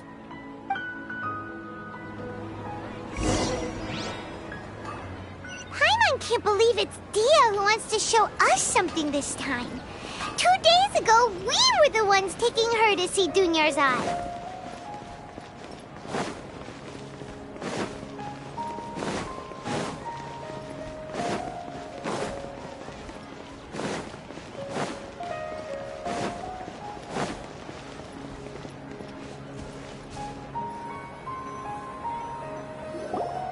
This is it. Huh? This is a wooden training dummy. What about it? See those marks on the dummy? Those are the result of several days' worth of practice. Let's say the sages didn't replace it every day. Shouldn't it be hacked to pieces by now? That's true, but what if they did? Then the sages would have had to reproduce every mark I left during previous training sessions. I'm a professional fighter. My martial school has always emphasized the importance of refined control. The force, angle, and entry point of each strike is calculated and deliberate. That's why I remember every mark on the dummy, as well as my state of mind as I made each strike. It's just as they say, each swordsman has their own unique style, and even the same swordsman can't make the same cut twice. It would be impossible to copy these marks. Is it really impossible? What if they used some fancy machine to carve every single mark? People often say that a camera's photo can never replace an artist's painting because the former has no spirit to it. The same thing applies here. At a mere glance, I can differentiate carved marks from the results of combat training. Whew, hope that cleared things up for you. Hey, is this that new brain exercise game that's been super popular with the scholars lately? It's surprisingly fun. Anyway, it's getting late. I should escort Miss Dunyarzad to Nilu's stage. See you later. Well, back to square one. Is our memory deletion theory also wrong? But at least we've reached some other conclusions in the meantime. Yep, that's true. So, can we think of any new ideas right now? Strange? Paimon feels like everything's been strange lately. Huh?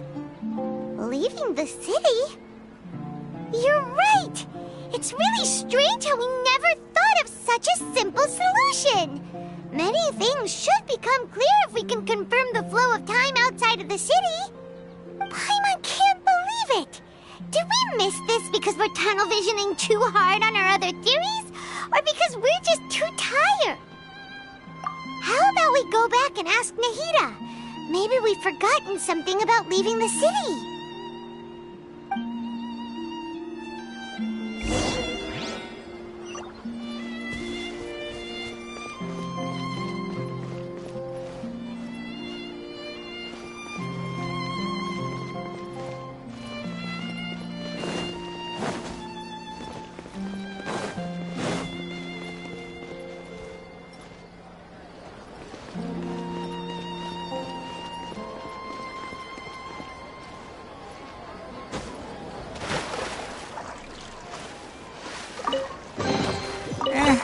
I think we can forgo the lost and found report.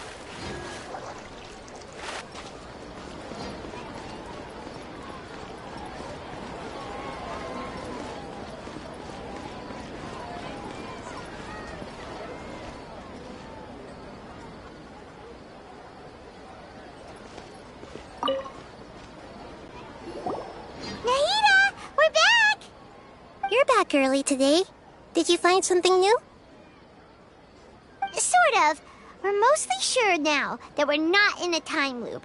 And we also aren't in the real world.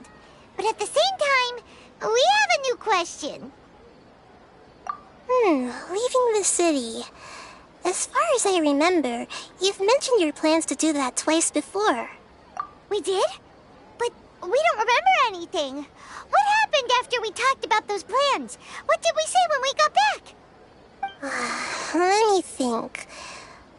I don't think you ever actually told me what the outcome was.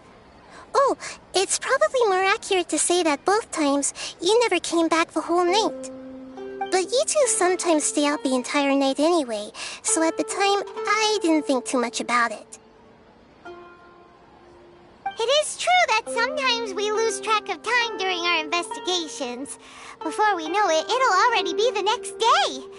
But still, neither of us remember anything about leaving town. Really? That's kinda strange. In theory, I should have already awakened all your memories. Yep. Something here's definitely fishy. Let's get to the bottom of this tomorrow.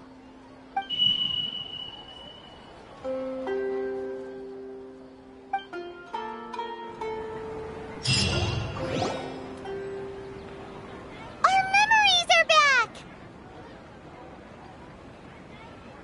About that. Well, where should Paimon begin? Traveler, aside from your memories that were just restored, I have another message for you. Listen to it and you'll understand. Can't go back. There are countless spaces here. Our Sub-Zero's festival in Sumeru City is just one of them. Traveler, you should be missing 2 days' worth of memories. Paimon will fill you in. It's time to carry out our plan from yesterday. Okay, let's go!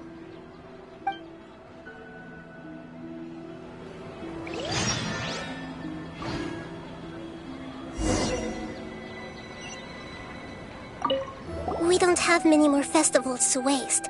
Hurry and find the truth.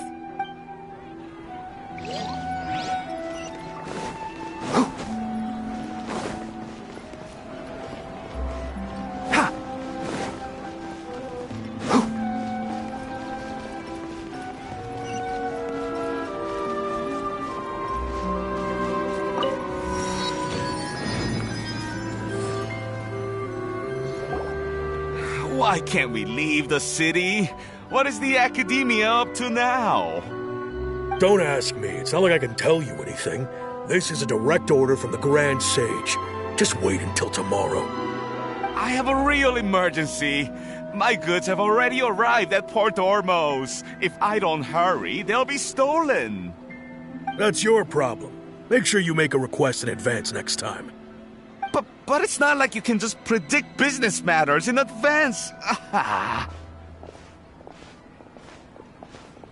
It looks like the Academia already announced a lockdown for Sumeru City today. How completely unsurprising. Let's go and question them. Hello, sir. Why can't we leave the city today? Here we go again. Don't ask me. I don't know either. We just received an order that no one is allowed to enter or exit Sumeru today. They didn't tell us anything else. Angering me won't get you anywhere. If I had that kind of insider info, I would have left this stupid post long ago. It looks like he really doesn't know. If we can't get anything out of him, let's take matters into our own hands. Why don't we climb over the walls? Those guards can't be everywhere at once. This is a good spot, and the guard hasn't noticed us at all. Let's hurry!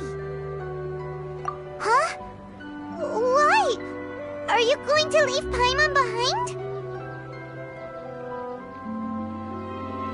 But what if things get really weird out there and you get into some trouble? Then Paimon won't be able to help you. Oh, Paimon knows that Paimon can't do much, but we've always been together, haven't we? Okay. Paimon will wait for you. Promise Paimon that you'll come back as soon as possible. Just a quick look. And please, be careful.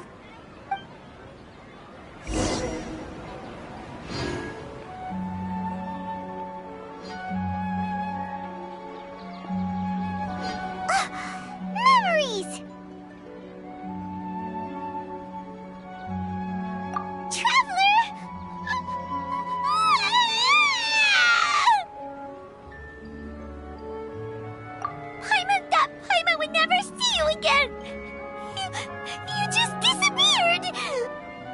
I waited for you for hours and hours at the city wall and you never came back.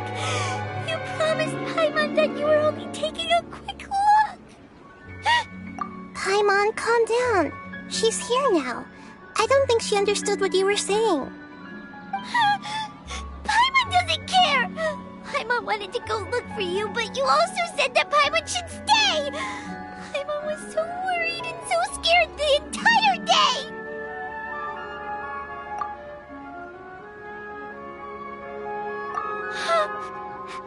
okay. Paimon will forgive you. The most important thing is that you didn't actually disappear. Oh, Paimon was so scared that you had gone into another world. Okay, Paimon, can you tell us your perspective of what really happened yesterday? I see. Using two people's different perspectives. After that, you left the city. Paimon kept her eyes on you the whole time, but then you disappeared in an instant.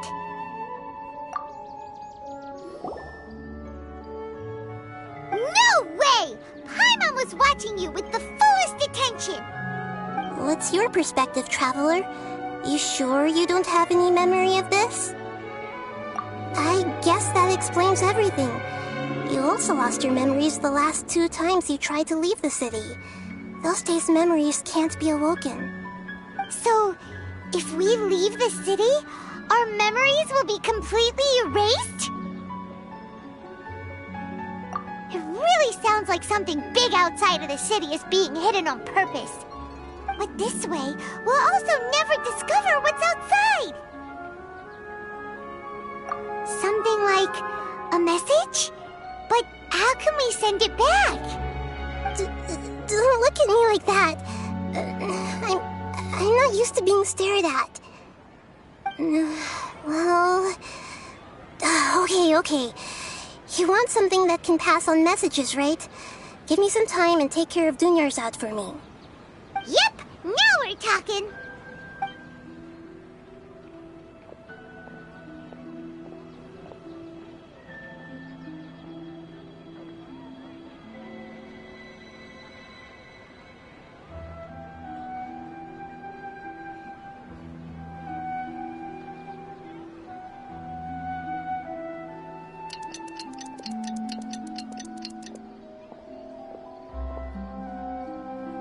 I'm done. Here you go. What? Isn't this just an Akasha terminal? I made some little changes. Akasha terminals are already capable of sending messages. I just tweaked it so that it could connect to any node. To make something like this? Nahida, you really know the Akasha like the back of your hand. Anyway, we can use this now to record a message, right?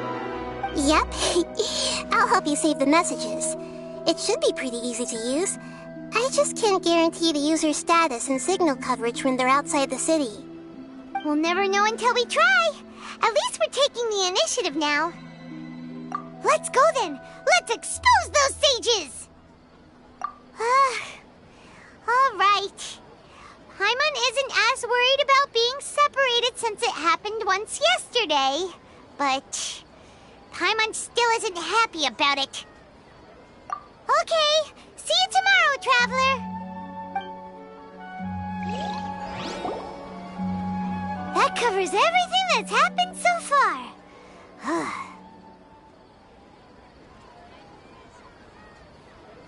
Yes, although the signal was choppy and had some interference, we still managed to receive 2 messages from you when you were outside.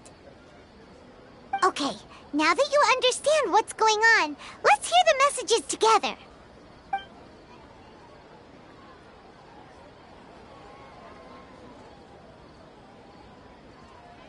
Can't go back. There are countless spaces here.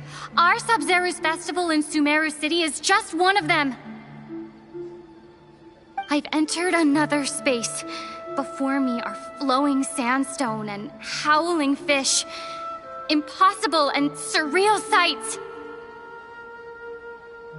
All these spaces are empty, except for the occasional ones that contain mute puppets rather than people. I can't sense any human presence.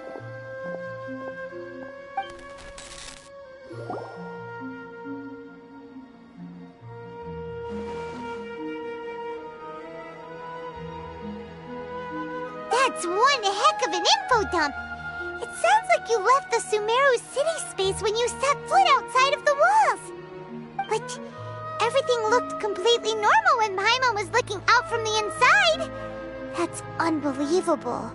And if we take your word for it, The other spaces all had very weird contents. There's another part here. I only received it last night. These spaces have been disappearing, one after the other, absorbed by something like a sun in the sky. And now, even the final space has also disappeared. Behind me, a lot of spaces just appeared again from thin air. I get it now. Those spaces are actually...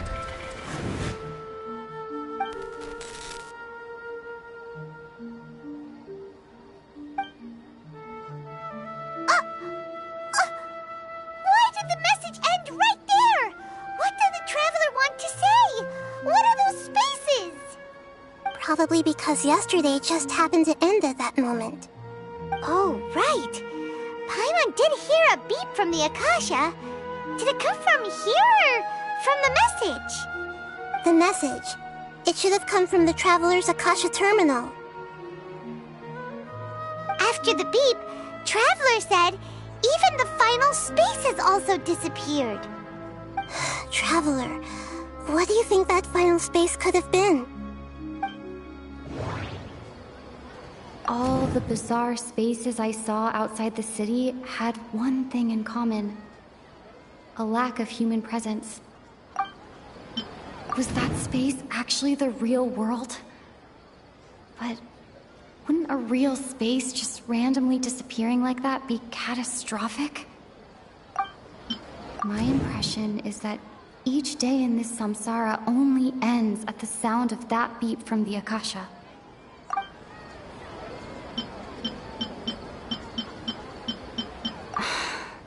That doesn't sound right. I need to carefully think things through.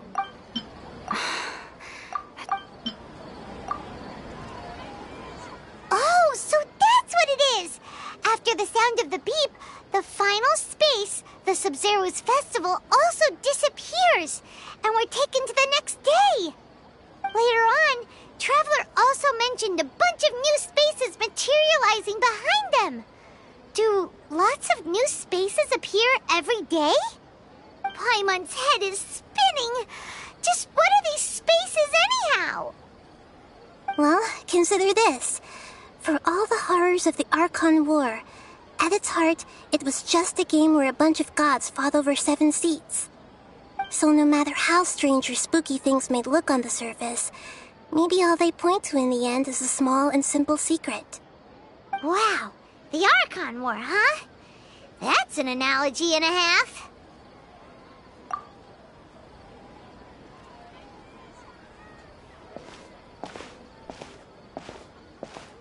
Hey, where are you going?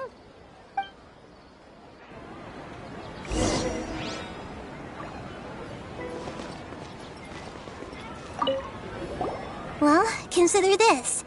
For all the horrors of the Archon War, at its heart, it was just a game where a bunch of gods fought over 7 seats. So no matter how strange or spooky things may look on the surface, maybe all they point to in the end is a small and simple secret.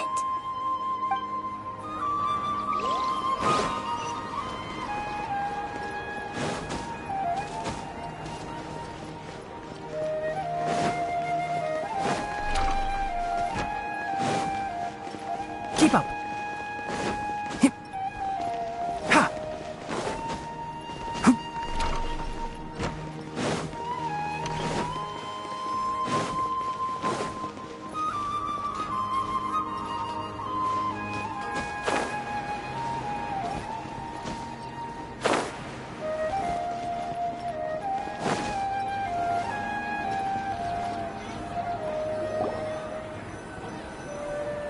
Do you want some alone time to think?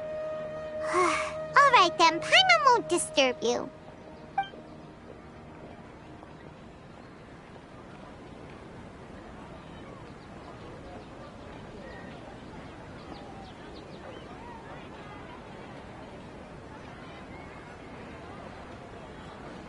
The dance of Sub-Zeros is about to begin. I'm going to go watch it. Okay. Why don't you go ahead, Dunyarzad? We still have some other stuff to do first. Okay then. See you later. Have you figured it out yet, Traveler? Time is ticking away. Awesome! What is it? Paimon wants to know. Oh, wait, no. Let's meet up with Nahida first. You can tell us both together. This time, we're gonna get to the truth.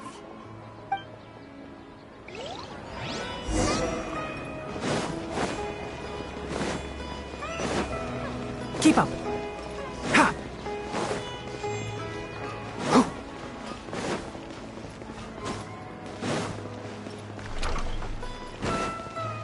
Keep up.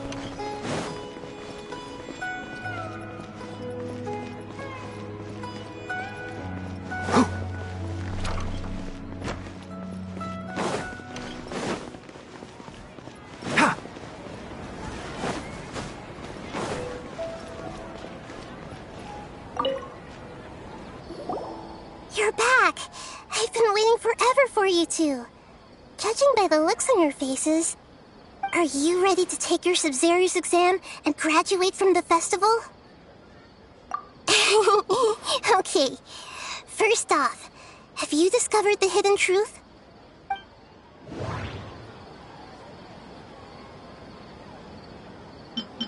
All the bizarre spaces I saw outside the city had one thing in common: a lack of human presence. Those spaces remind me of dreams, like the one I had in the Avidia Forest. Except these have no sign of human presence.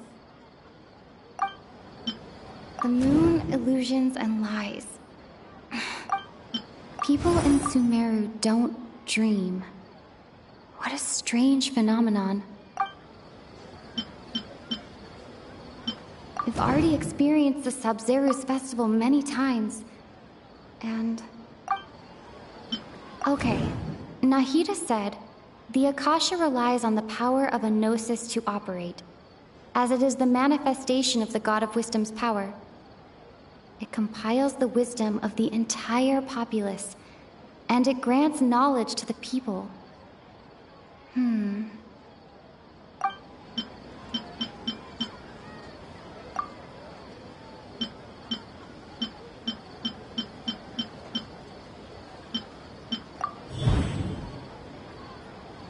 We are all in a dream.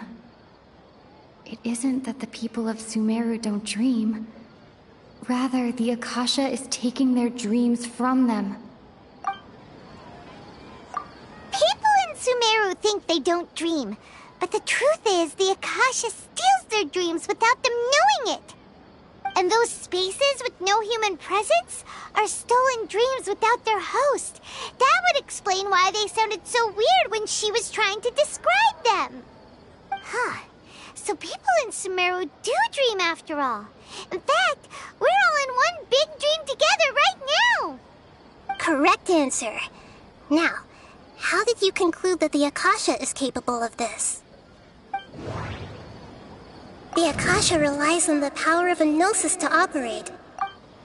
It is the manifestation of the God of Wisdom's power. It compiles the wisdom of the entire populace, and it grants knowledge to the people.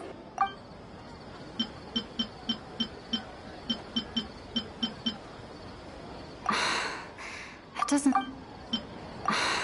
It compiles the wisdom of the... Oh, okay. Those dream-controlling creatures in the forest also get their power from the Dendro Archon, right? That would explain why the Akasha has the ability to control people's dreams, too. But is stealing everyone's dreams really how the Akasha compiles their wisdom? Isn't there anything more to it than that? Dreams are fantastical, complex, and full of imagination. People's brains are the most active when they're dreaming. In other words, dreams are rich bundles of human wisdom. So in other words, the complete opposite of how Hypatia understood it. Paimon remembers her saying that the sages think dreams are foolish delusions, and the fact that no one dreams is a blessing from Greater Lord Rukkhadevata. So it was all a dirty trick? The real story is that the sages from the Academia are using the Akasha to steal people's dreams for their own use, huh? Oh? By the sounds of it, you understand the current situation pretty well. So then, what about the samsara? The beep is a prompt tone for Akasha operations. Those spaces kept disappearing before my eyes. But as soon as that beep sounded, many more spaces materialized. Those dreamscapes kept vanishing. But as soon as that beep sounded, more new spaces appeared. Grand Sage said, "Go celebrate the birth of that god to your heart's content." Did he mean something more? My mind feels exhausted. We've already experienced the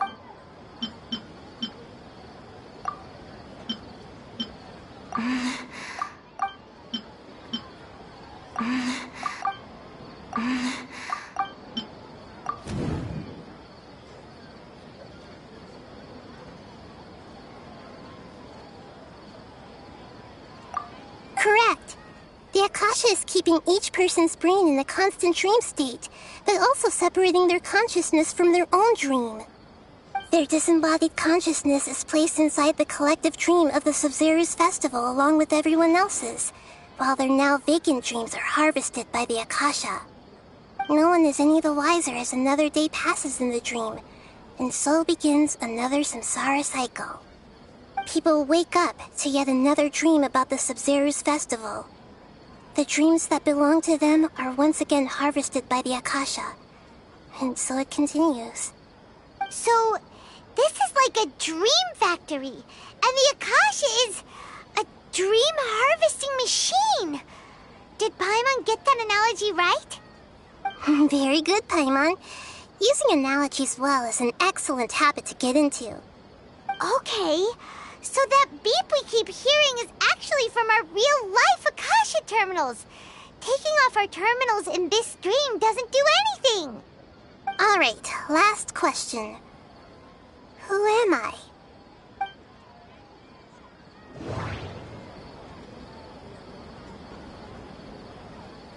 They say that alchemical divination is the Dendro Archon's divine revelation. So then, if Nahida has referred to herself as the moon... Now that I think about it, wasn't illusions a hint that we're all dreaming? Now that I think about it, wasn't illusions hinting at the sage's deception of Sumeru's people?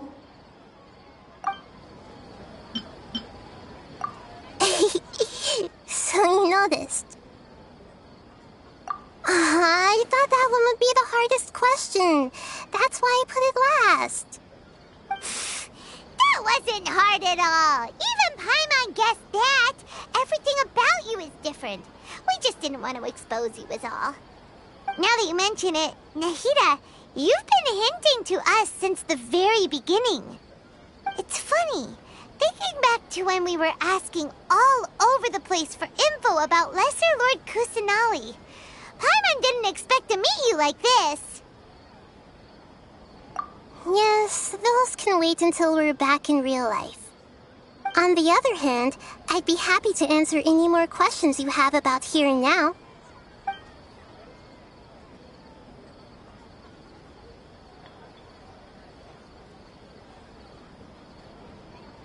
I know, right? Why did they have to base this dream on my birthday? Could it really just be a coincidence? Even you don't know the reason? Wow, now that's strange. The Academia sages are determined to harvest lots of dreams in a short time, no matter the cost. They have to be up to no good. Unfortunately, I don't know anything about it.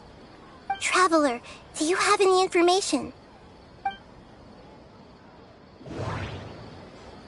Those spaces remind me of... dreams. Like the... Okay, Nahida said... Grand Sage said, go celebrate the birth of that god to your heart's content.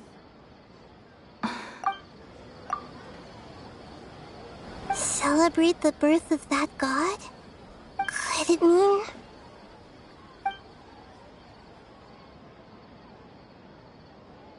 You asked me this question before. My answer was, it would literally blow your minds. Now that you know this is all a dream, this answer should hopefully make more sense. Have you heard the saying, don't wake a sleepwalker? Likewise, if someone suddenly had told you all this instead of you learning it on your own, your notion of reality and dream would be thrown into irreversible confusion. I couldn't expose you to that kind of risk. That's why I could only give you very subtle hints and some suggestions. Long story short, I'm really sorry I had to keep you guessing. Firstly, this dream we're in is completely based on reality. People have already experienced this Sub-Zero's festival, so it would be very difficult for them to find anything that strikes them as surreal. Secondly, you're probably wondering why people don't have any memories from earlier samsara, right? That's because people don't remember their dreams most of the time anyway. And in any case, their actual dreams are being taken away from them by the Akasha. So whenever they wake up in this dream of the Sub-Zero's festival, they don't remember anything from their previous identical dream. That reminds Paimon. Traveler had a dream when we were in the Avidia Forest, but couldn't see what it was about after waking up. Is that an example of what you mean? Yes. Only after receiving the blessing of Dendro can a person gain the Dendro element's dream-enhancing power. That explains the feelings of déjà vu. Meanwhile, everyone else has no idea that they are in the Sub-Zero's festival samsara, while their dreams are stolen from them over and over again.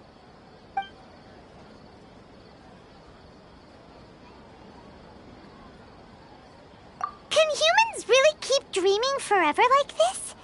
Will it ever end? And if so, when? You might say your mental fatigue has already answered this question.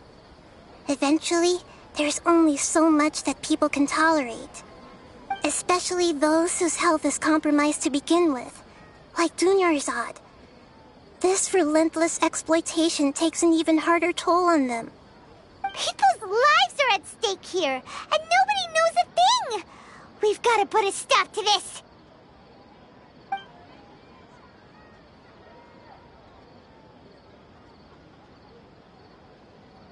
Deceiving the people of Sumeru with no regard for their safety. No matter what they're trying to do, this is unforgivable. After we end the Sub-Zero's festival samsara, we have to look into them. How can the sages of the Academia do this behind their Archon's back? This is ridiculous! In the end, I'm just the moon. The real sun is long gone. A sun and a moon? Nahida's talking in riddles again.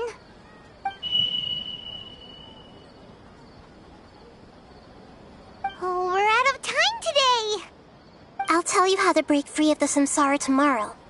See you then.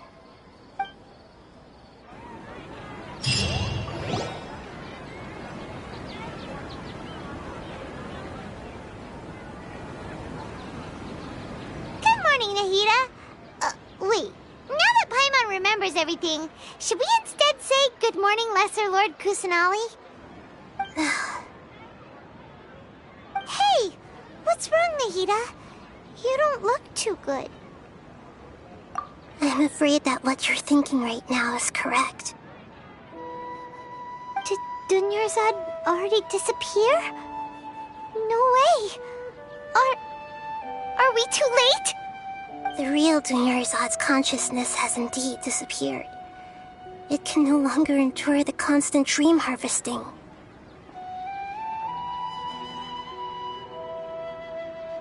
Paimon can't believe it. Wait, so what about that other Dunyarzad? Just what is she? Is she also going to disappear? She's actually something like a puppet, but not completely. The real Dunyarzad's consciousness could no longer keep playing her role in this dream. So another Dunyarzad appeared to replace her in the dream. Just like the grass and the trees, that Dunyarzad is just a building block of the dream that helps to keep it going. But personality-wise, she's nothing like the real Dunyarzad. Puppets are stiff and can't copy a living person's vitality. After all, they're just there as filler. You know, speaking of which, the old Dunyarzad might not have been too different from a puppet. Dunyarzad truly believed that she met you within her consciousness, and it was you who inspired her. So you do remember her after all. Yes. Back then, her family was overly protective of her. No one cared about her personality or thoughts. It was as if she only lived to stall her Elazar. I just gave her a little wisdom so she could look at life in a new way. So that she could be her own person. But even so, she's still... far from it. I'm still a long way off from being a real Archon. I couldn't even save her. If I were a competent Archon, I wouldn't have let my most faithful follower die at the Sabzeruz festival with so many regrets. Please don't beat yourself up over it, Nahida. It's the sage's fault, and theirs alone. I'm not beating myself up. All I did was to rationally observe the distance between myself and a real Archon.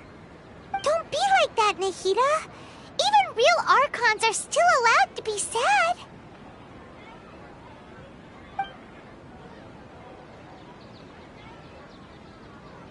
To prevent more tragedies like this, we must end the samsara as soon as possible. Great, but how do we do that? Although the Sabzeruz festival dream is under the Akasha's control, only humans can dream. Even the Akasha is unable to create them. That means this dream belongs to a host who created it.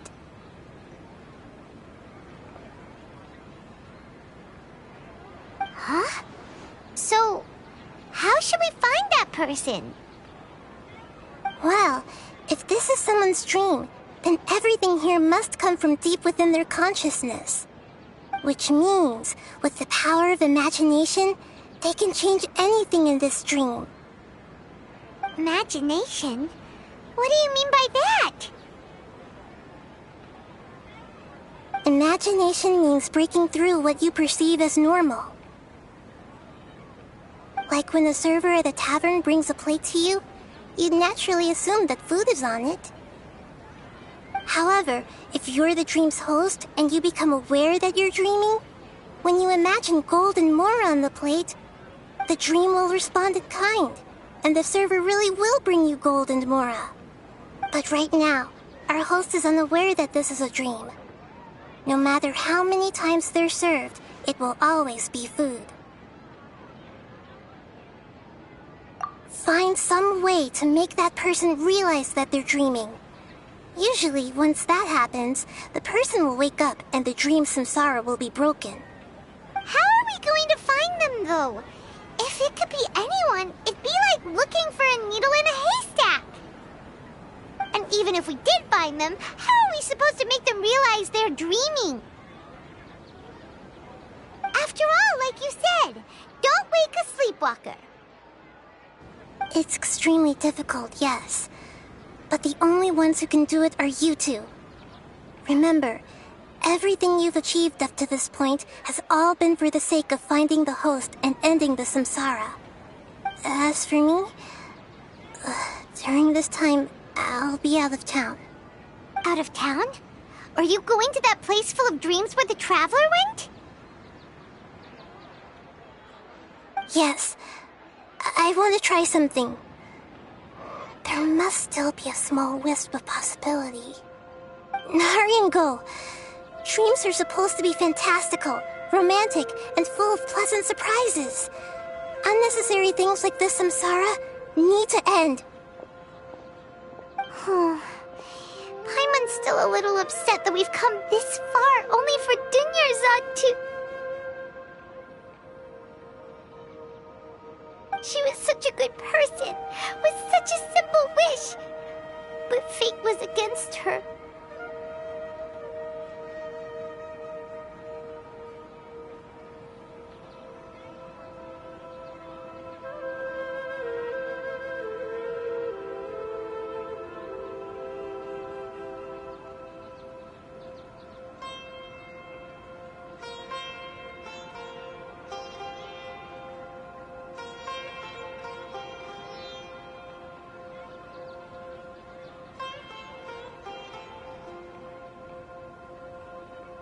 Yeah, saving Dunyarzad is what kept us going this whole time.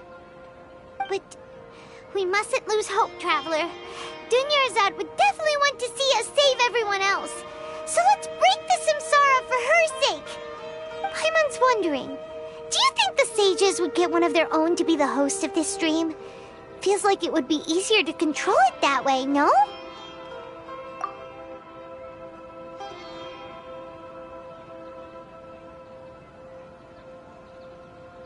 Huh. That's true. Plus, the sages probably weren't counting on there being other factors beyond their control, like Nahida and us. So, who do you think the host of the dream is? Oh, that would make sense. Ferris, the Knight of Flowers, is a symbol of the whole Sub-Zero's festival, right? Pretty core character. Let's go ask him some questions, shall we?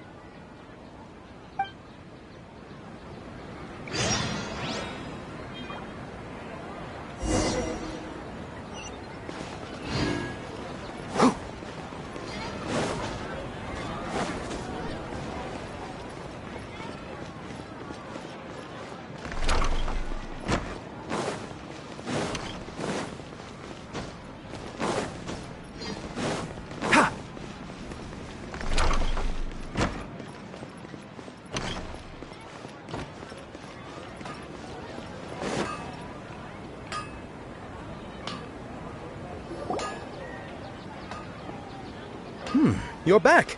You left in a hurry last time. Is everything okay? Everything's fine. Just, it's a little hard to explain.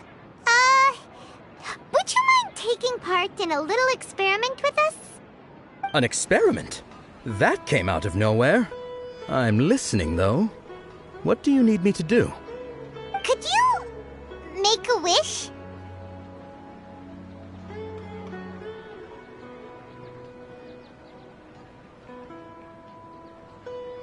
You want me to make a wish? Is that a new Sub-Zero's festival tradition or something? Less questions, more wishing! Okay. My wish. Okay. I'm a little nervous saying this out loud, but I want Miss Dunyarzad to be happy. Oh. I noticed earlier that she looked a bit down, and she wasn't really talking to anyone. She just doesn't seem like herself. She's always so gentle and kind, and all the kids love her. I've also wondered if the reason she asked me to be Fairest Knight of Flowers is because I'm special to her, or something. So, you have a crush on Dunyarzad? Oh, is it that obvious? After what I just said, I guess it is. When she placed the hat of the Knight of Flowers onto my head, she said to me, I want everyone to have a happy Sub-Zero's festival. What she didn't realize was that I'm not that interested in how everyone else feels. In that moment, I just wanted to be her Knight of Flowers for the rest of my life. 50 years? 100 years? I'll serve her till the end of time. Okay, yeah, that was a bit much. Felt like the right moment to get it off my chest, but that was pretty embarrassing. Okay, I'm ready to make my wish. I would like Miss Dunyarzad to appear in front of me right now with a smile on her face. Here goes. Please come true. I'm gonna open my eyes. Oh, Oh, you're... What? Faki? Sorry, but only one portion of Yalda candies per person. Back home you go. Nice try, you two. Anyway, never mind. I don't need to see her appear right in front of me. As long as she's happy. Guess he isn't the host of this dream after all. Should have expected it wouldn't be this easy.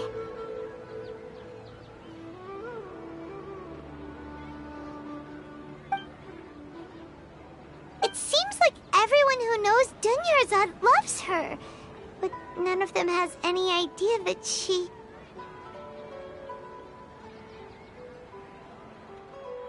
My lady, step back. That sounds like Dia!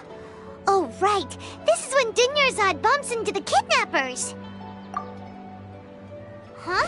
But Dia can handle them. Hey, Traveler!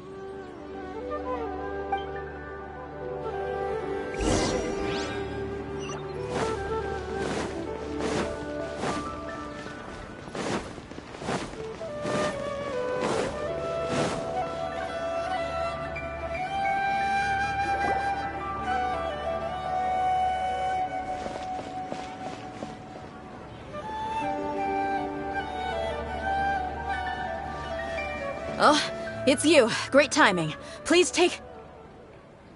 Hey, this is my job. The homie Yanni's pay me, not you.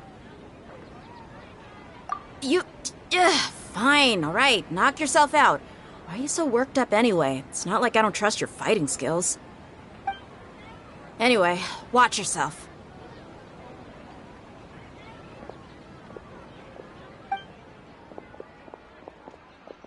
So you got yourself some backup. Suit yourself. You're going down. That's close enough. Lucky today. Can't see. I hear everything. Let the show begin. Boba, get them! Off the jungle! Enshroud. Illusion shattered!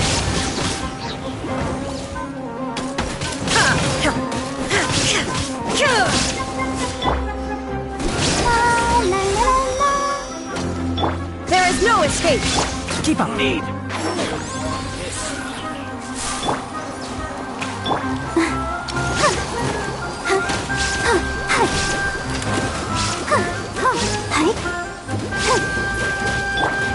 Can't see. Shine down! Off the jungle!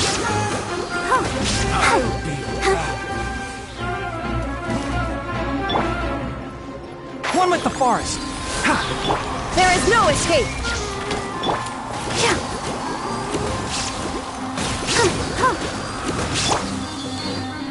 Let's nip that in the bud. Can't see. Shine down! Let's dance. Nice and spicy. Eat this! There is no escape! I'll be back.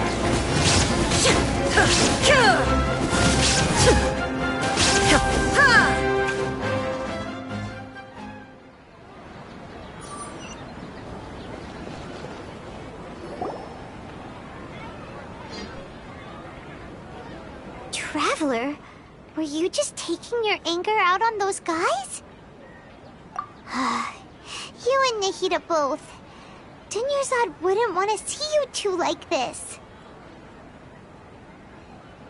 Oh, and speaking of her, Paimon just remembered something. Remember how during the first Sub-Zero's festival, before the Samsara started, we came here with Dunyarzad because she wanted to pick something up? She said it was because she had forgotten something. Okay, so Paimon's memory is working so far. Anyway, Paimon also remembers that she is staying somewhere around here. She pointed it out to us the night before the Sub-Zero's festival. Yeah, even if it's only a tiny clue, it'll probably still help us more than this needle in a haystack search.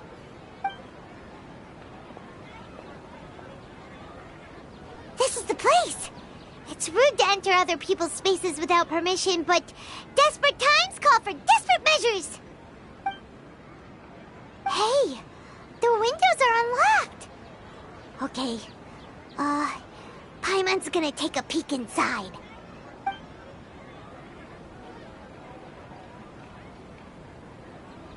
This was only a temporary residence, so there was pretty much nothing inside except this book on the table. Should we open it?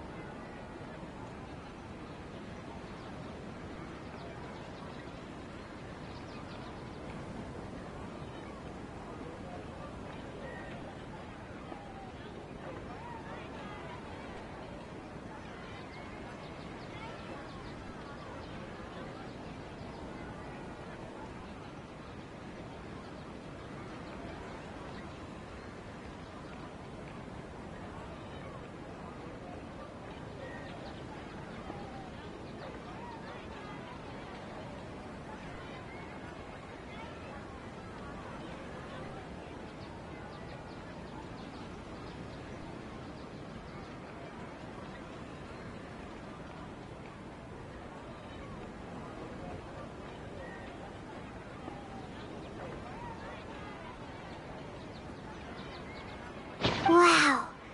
Dunyarzad wrote all of this. Sounds like she was always thinking of us even while we were away. Even though she was also busy preparing for the Sub-Zero's festival and had all her health problems to worry about. She must have wanted to give this to us as a gift on the day of the Sub-Zero's festival, right? If we hadn't found this book, we never would have known. But now that we know, we can't even thank her.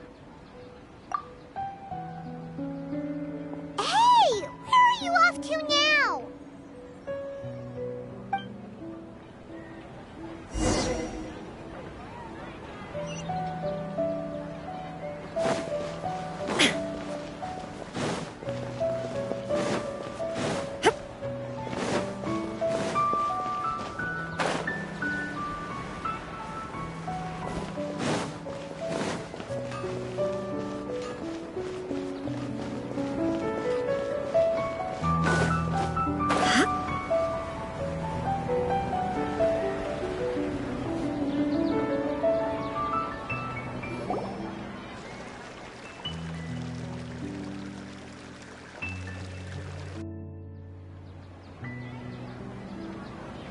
It's Dunyarzad's puppet.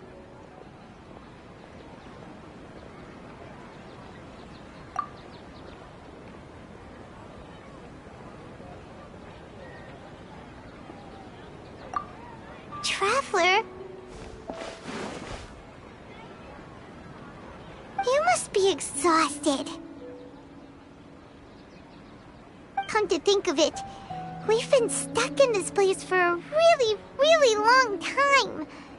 Heck, even the last time we were chatting happily with Dunyarzad feels like an eternity ago.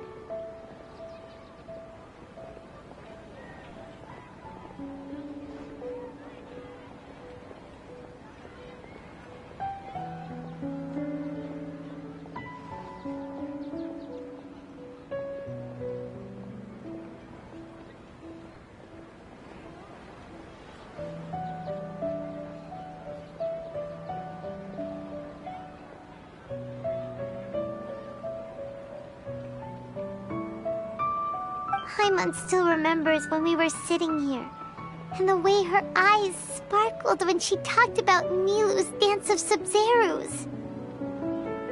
There will always be frustrations in life, but I know that the point of living is not to leave behind any regrets.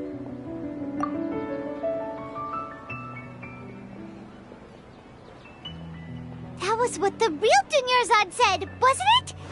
Does that mean...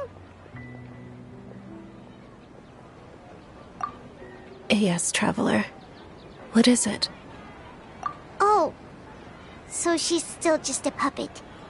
But just now, how come... What? Where are we going this time?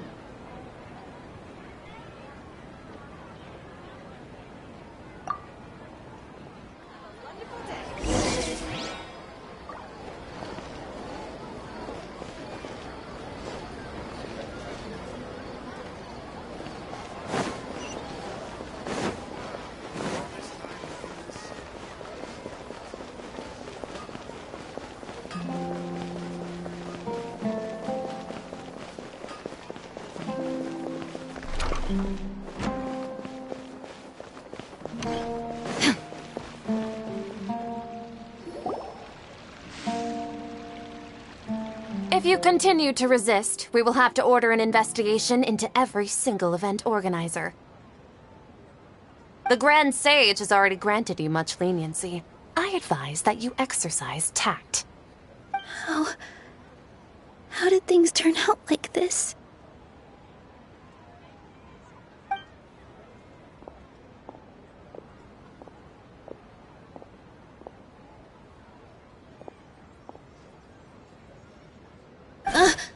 Traveler? You don't have to get involved. He's a sage from the Academia. I don't want to drag you into this. Traveler?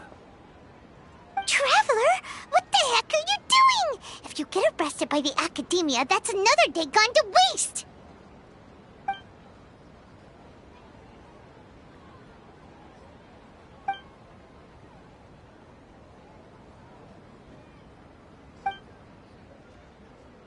Wait, they're not reacting. Have they been scared stiff? Oh, of course! If this is the Sage's plan, they wouldn't put themselves through this. So they're just substitutes. What is this? What happened to the Grand Sage and his entourage?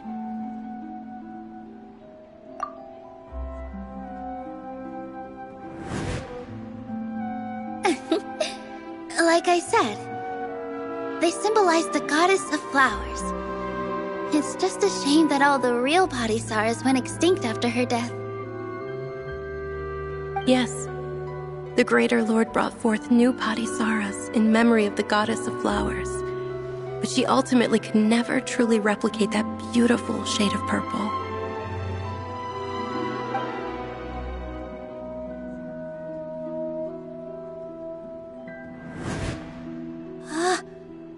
Beautiful shade of purple. Aren't these flowers real Padisaras? Just like the ones from the legend? I didn't even notice. Dunyarzad, did you find these? But didn't you just say all the real flowers went extinct after the goddess of flowers passed away? So, how? Yeah. What's going on here? Huh? You guys are acting weird. But okay, I'll try.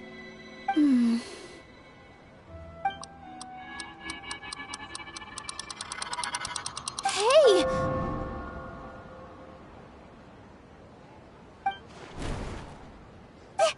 They disappeared! So Nilu's the host! What a surprise!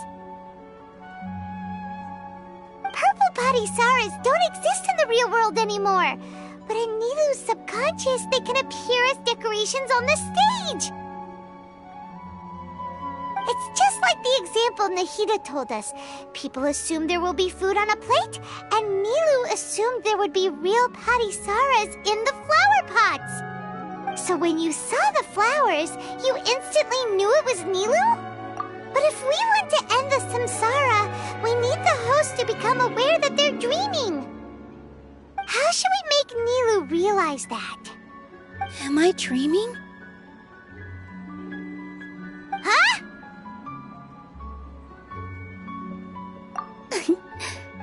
So I'm right. Is this Lesser Lord Kusanali responding to our celebration of the Sabzeruz festival? Wrong guess, but you aren't completely wrong either. The point is, what made you think this is a dream? As far as you know, people in Sumeru don't dream, right? Yeah, but have you heard the tale of the first sage?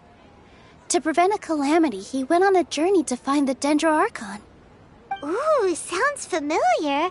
Dunyarzad told us a story like that when we first arrived in Sumeru City. So it was about the first sage, huh? Yep, but in the part you heard, he hadn't become the first sage yet. There's more to the story. His piety and wisdom were acknowledged by the Dendro Archon, and she finally gave her blessing to him. All kinds of spectacular scenes appeared in front of the first sage, as if all the knowledge in the world was being painted onto a canvas right before him. He was captivated. After who knows how long, he mastered all the knowledge he could comprehend. Afterward, he said to the Dendro Archon, "I miss my parents, my wife, and my children. I've been away from home for far too long. They must be worried." The Dendro Archon smiled. The next second, the sage found himself lying in his bed, as if he had just woken up from a dream. His wife, lying next to him, said, "You're off to search for the Dendro Archon today, aren't you? Have a safe journey, my love." In the end, the first sage took care of many disasters in Sumeru City and founded the Academia. What a happy ending. So, the first sage was dreaming ever since the beginning of the story? He never went on his journey? Yes, but his faith and determination were conveyed to the Dendro Archon, so she blessed him in the form of a dream. Paimon understands where you're coming from now. That's a really interesting connection. But we really gotta wake up soon, like the sage in the story!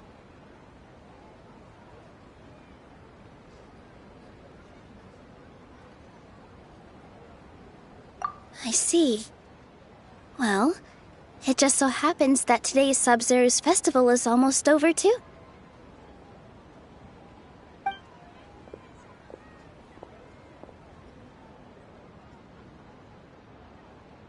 Since we're in a dream, let's make this final dance of Sabzeruz as beautiful as we can.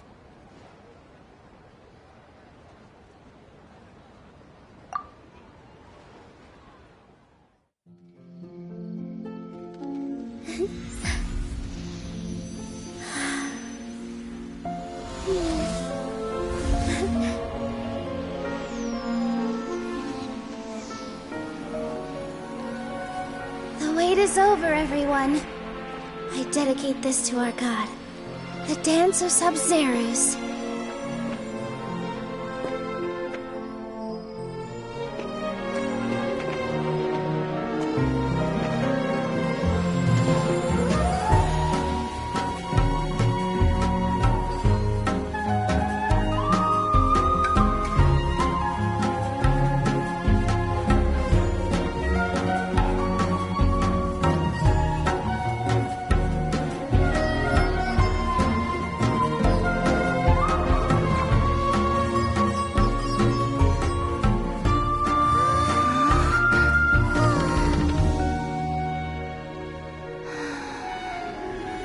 I'd be lying if I said I had no regrets. I would have loved to see Nilu's dance.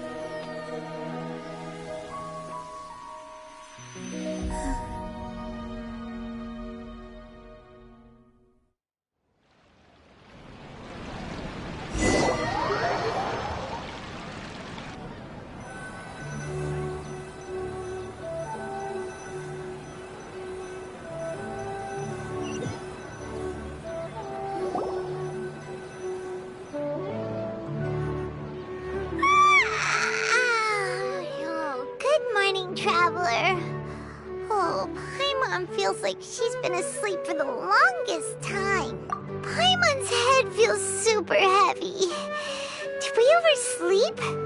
Do you even remember going to sleep last night? Paimon thinks it was after the Sub-Zero's festival. The Sub-Zero's festival! Have we finally escaped from the Sub-Zero Samsara? Quick! Take off your Akasha terminal!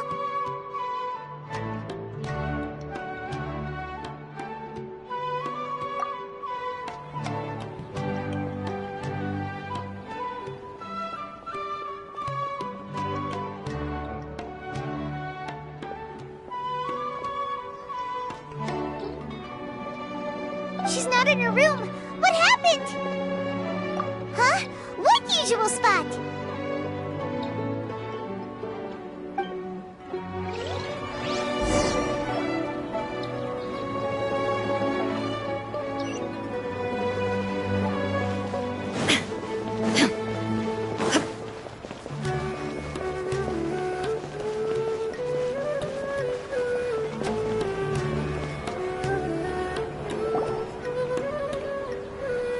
Well done, Traveler and Paimon. And thank you, Dunyarzad, for organizing the Sub-Zero's festival for me.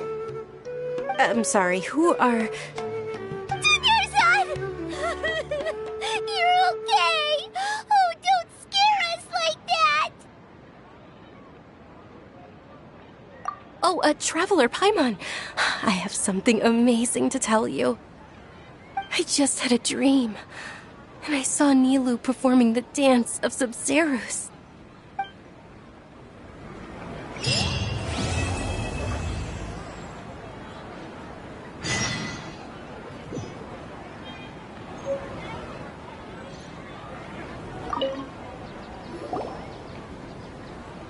You're actually Nahida, aren't you?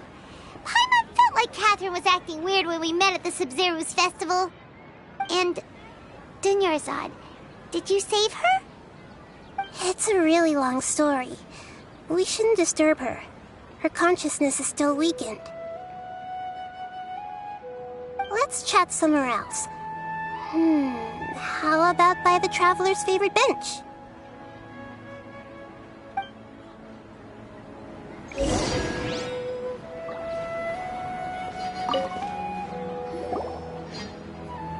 What's going on?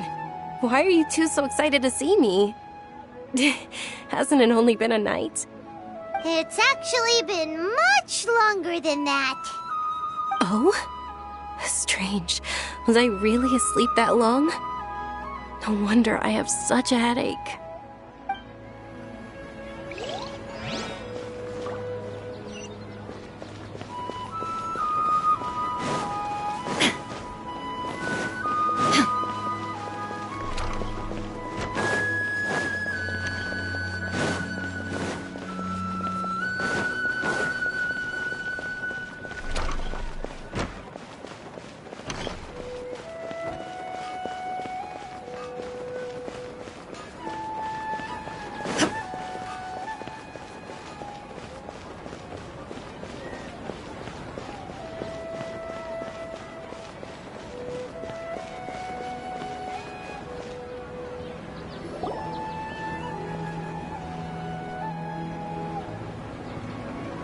Let's talk about Dunyarzad first.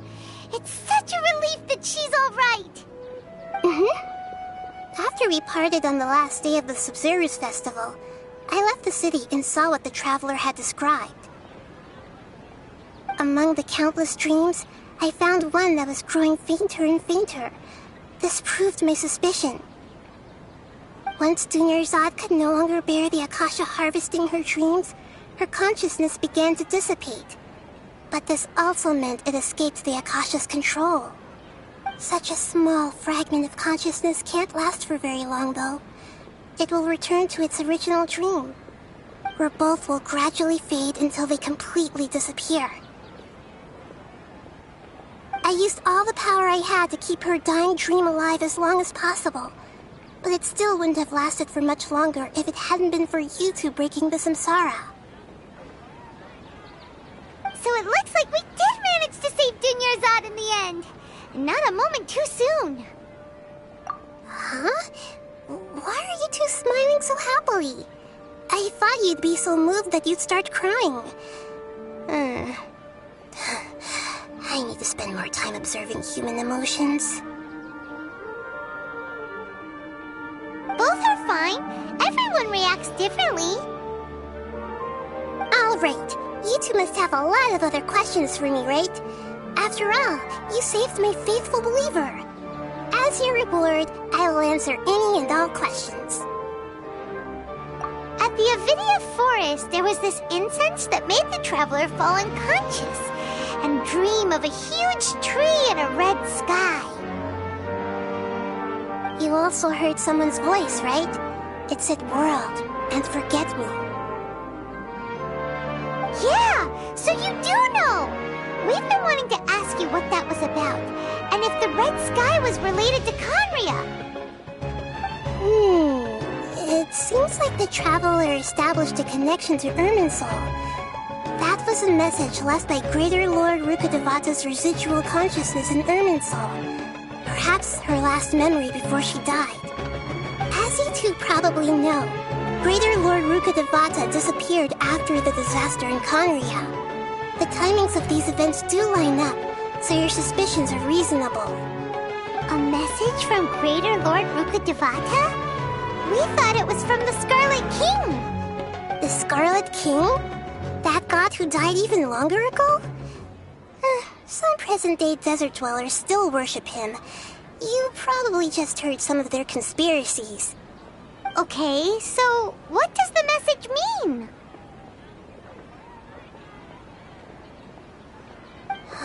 I still haven't managed to decipher it.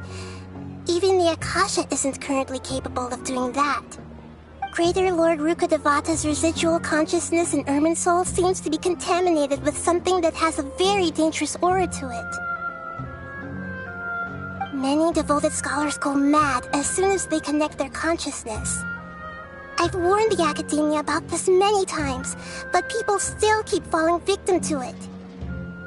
But I believe this is the key to saving Irminsul. That's why I've kept trying to decipher it. So the tree in the vision was Irminsul? Oh, Tainari also said that Irminsul is sick! Is it because of the contaminated consciousness? But even if you can't figure out what that vision was all about, it seems like our search for you was all in vain. The Traveler wasn't affected after coming in contact with that consciousness. I've never seen anyone like that. With you here, we may have a chance at deciphering it. No, we must decipher its secrets. I've already eliminated all other factors that might affect Irminsul. This is the only one left. This puzzle has life and death at stake. It could determine Irminsul's fate, as well as Tevat's. To be accurate, I'm using the Akasha as a medium to occupy Catherine's consciousness. How did you do that? Poor Catherine. Does this mean you can also occupy other people's consciousnesses? Theoretically, I can enter anyone's mind as long as they're wearing their Akasha terminal. The Akasha is the legacy of Greater Lord Rukkhadevata. As Lesser Lord Kusanali and the first Akasha terminal, my consciousness has always been linked to the Akasha. I've always respected my people's free will, so I've never actually occupied their consciousness. When necessary, I just borrow this bionic Snezhnayan puppet. Hold on. Did we just learn some deep, dark secret? So Catherine is... No wonder Paimon felt something was off about her. What about your own body? Why do you need to borrow other people's? Don't you live in the sanctuary of Surasthana? That story begins a long time ago. After Greater Lord Rukkhadevata disappeared, the sages found my newly born self and took me back to Sumeru. At that time, I was young and weak. The sages kept me in the sanctuary of Surasthana, ostensibly for the sake of protecting me. But I've hardly heard from them since. However, I do understand that they had hoped to find Greater Lord Rukkhadevata instead of me, a symbol of her passing. So, the sages basically put their new Archon under house arrest? How dare they! Why don't you teach them a lesson, Nahida? In some ways, they aren't wrong. Greater Lord Rukkhadevata was omniscient and omnipotent. Even after her death, the Akasha is still empowering this nation. And I'm still really far away from being able to call myself the God of Wisdom. Moreover, the Academia is also more proficient at governing this country. My existence has little meaning. Yeah, you got a lot of believers. Just look at the Sub-Zero's festival. Everyone who showed up truly loves you. Thank you for the kind words. But I honestly don't need physical freedom as long as I can connect my consciousness to the Akasha. Trying to find a way to save Irminsul is my life's mission and top priority. I will work on that, and try to live up to being a deity in the meantime. Every once in a while, I will also take up the duties of the God of Wisdom and enlighten a lost soul here and there. Doing all that should be enough.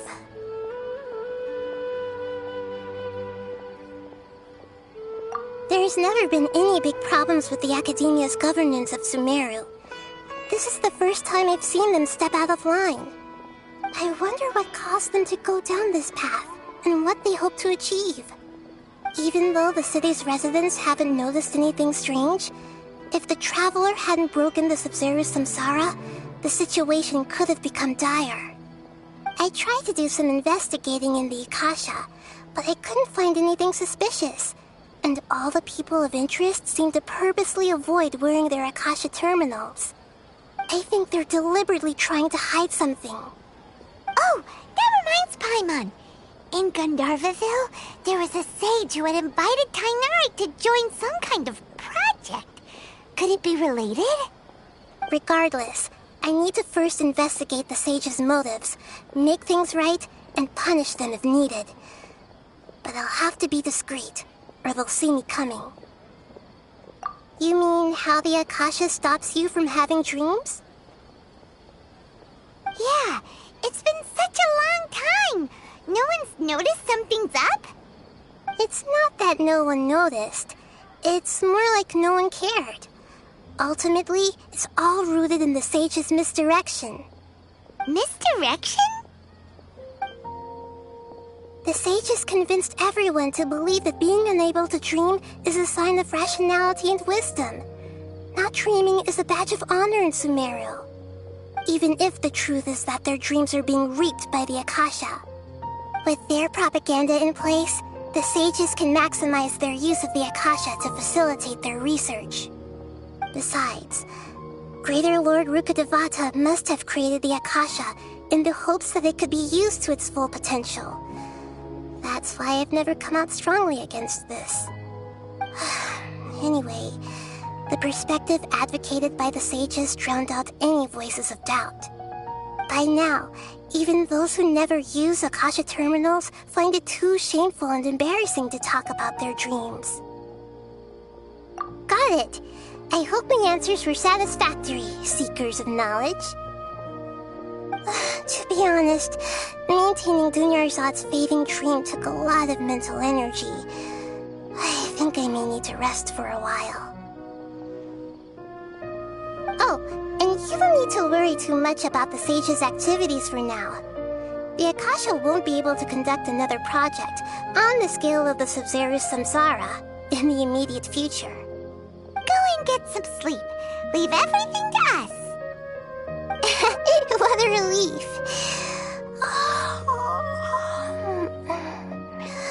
This is truly the most exhausting birthday I've ever had.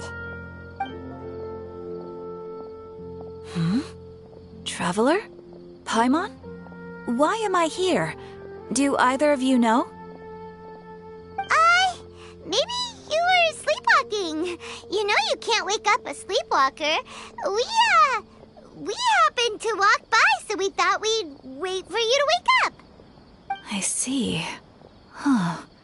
I should visit my maintenance personnel sometime. Oh, I'm fine. I better go. Thank you.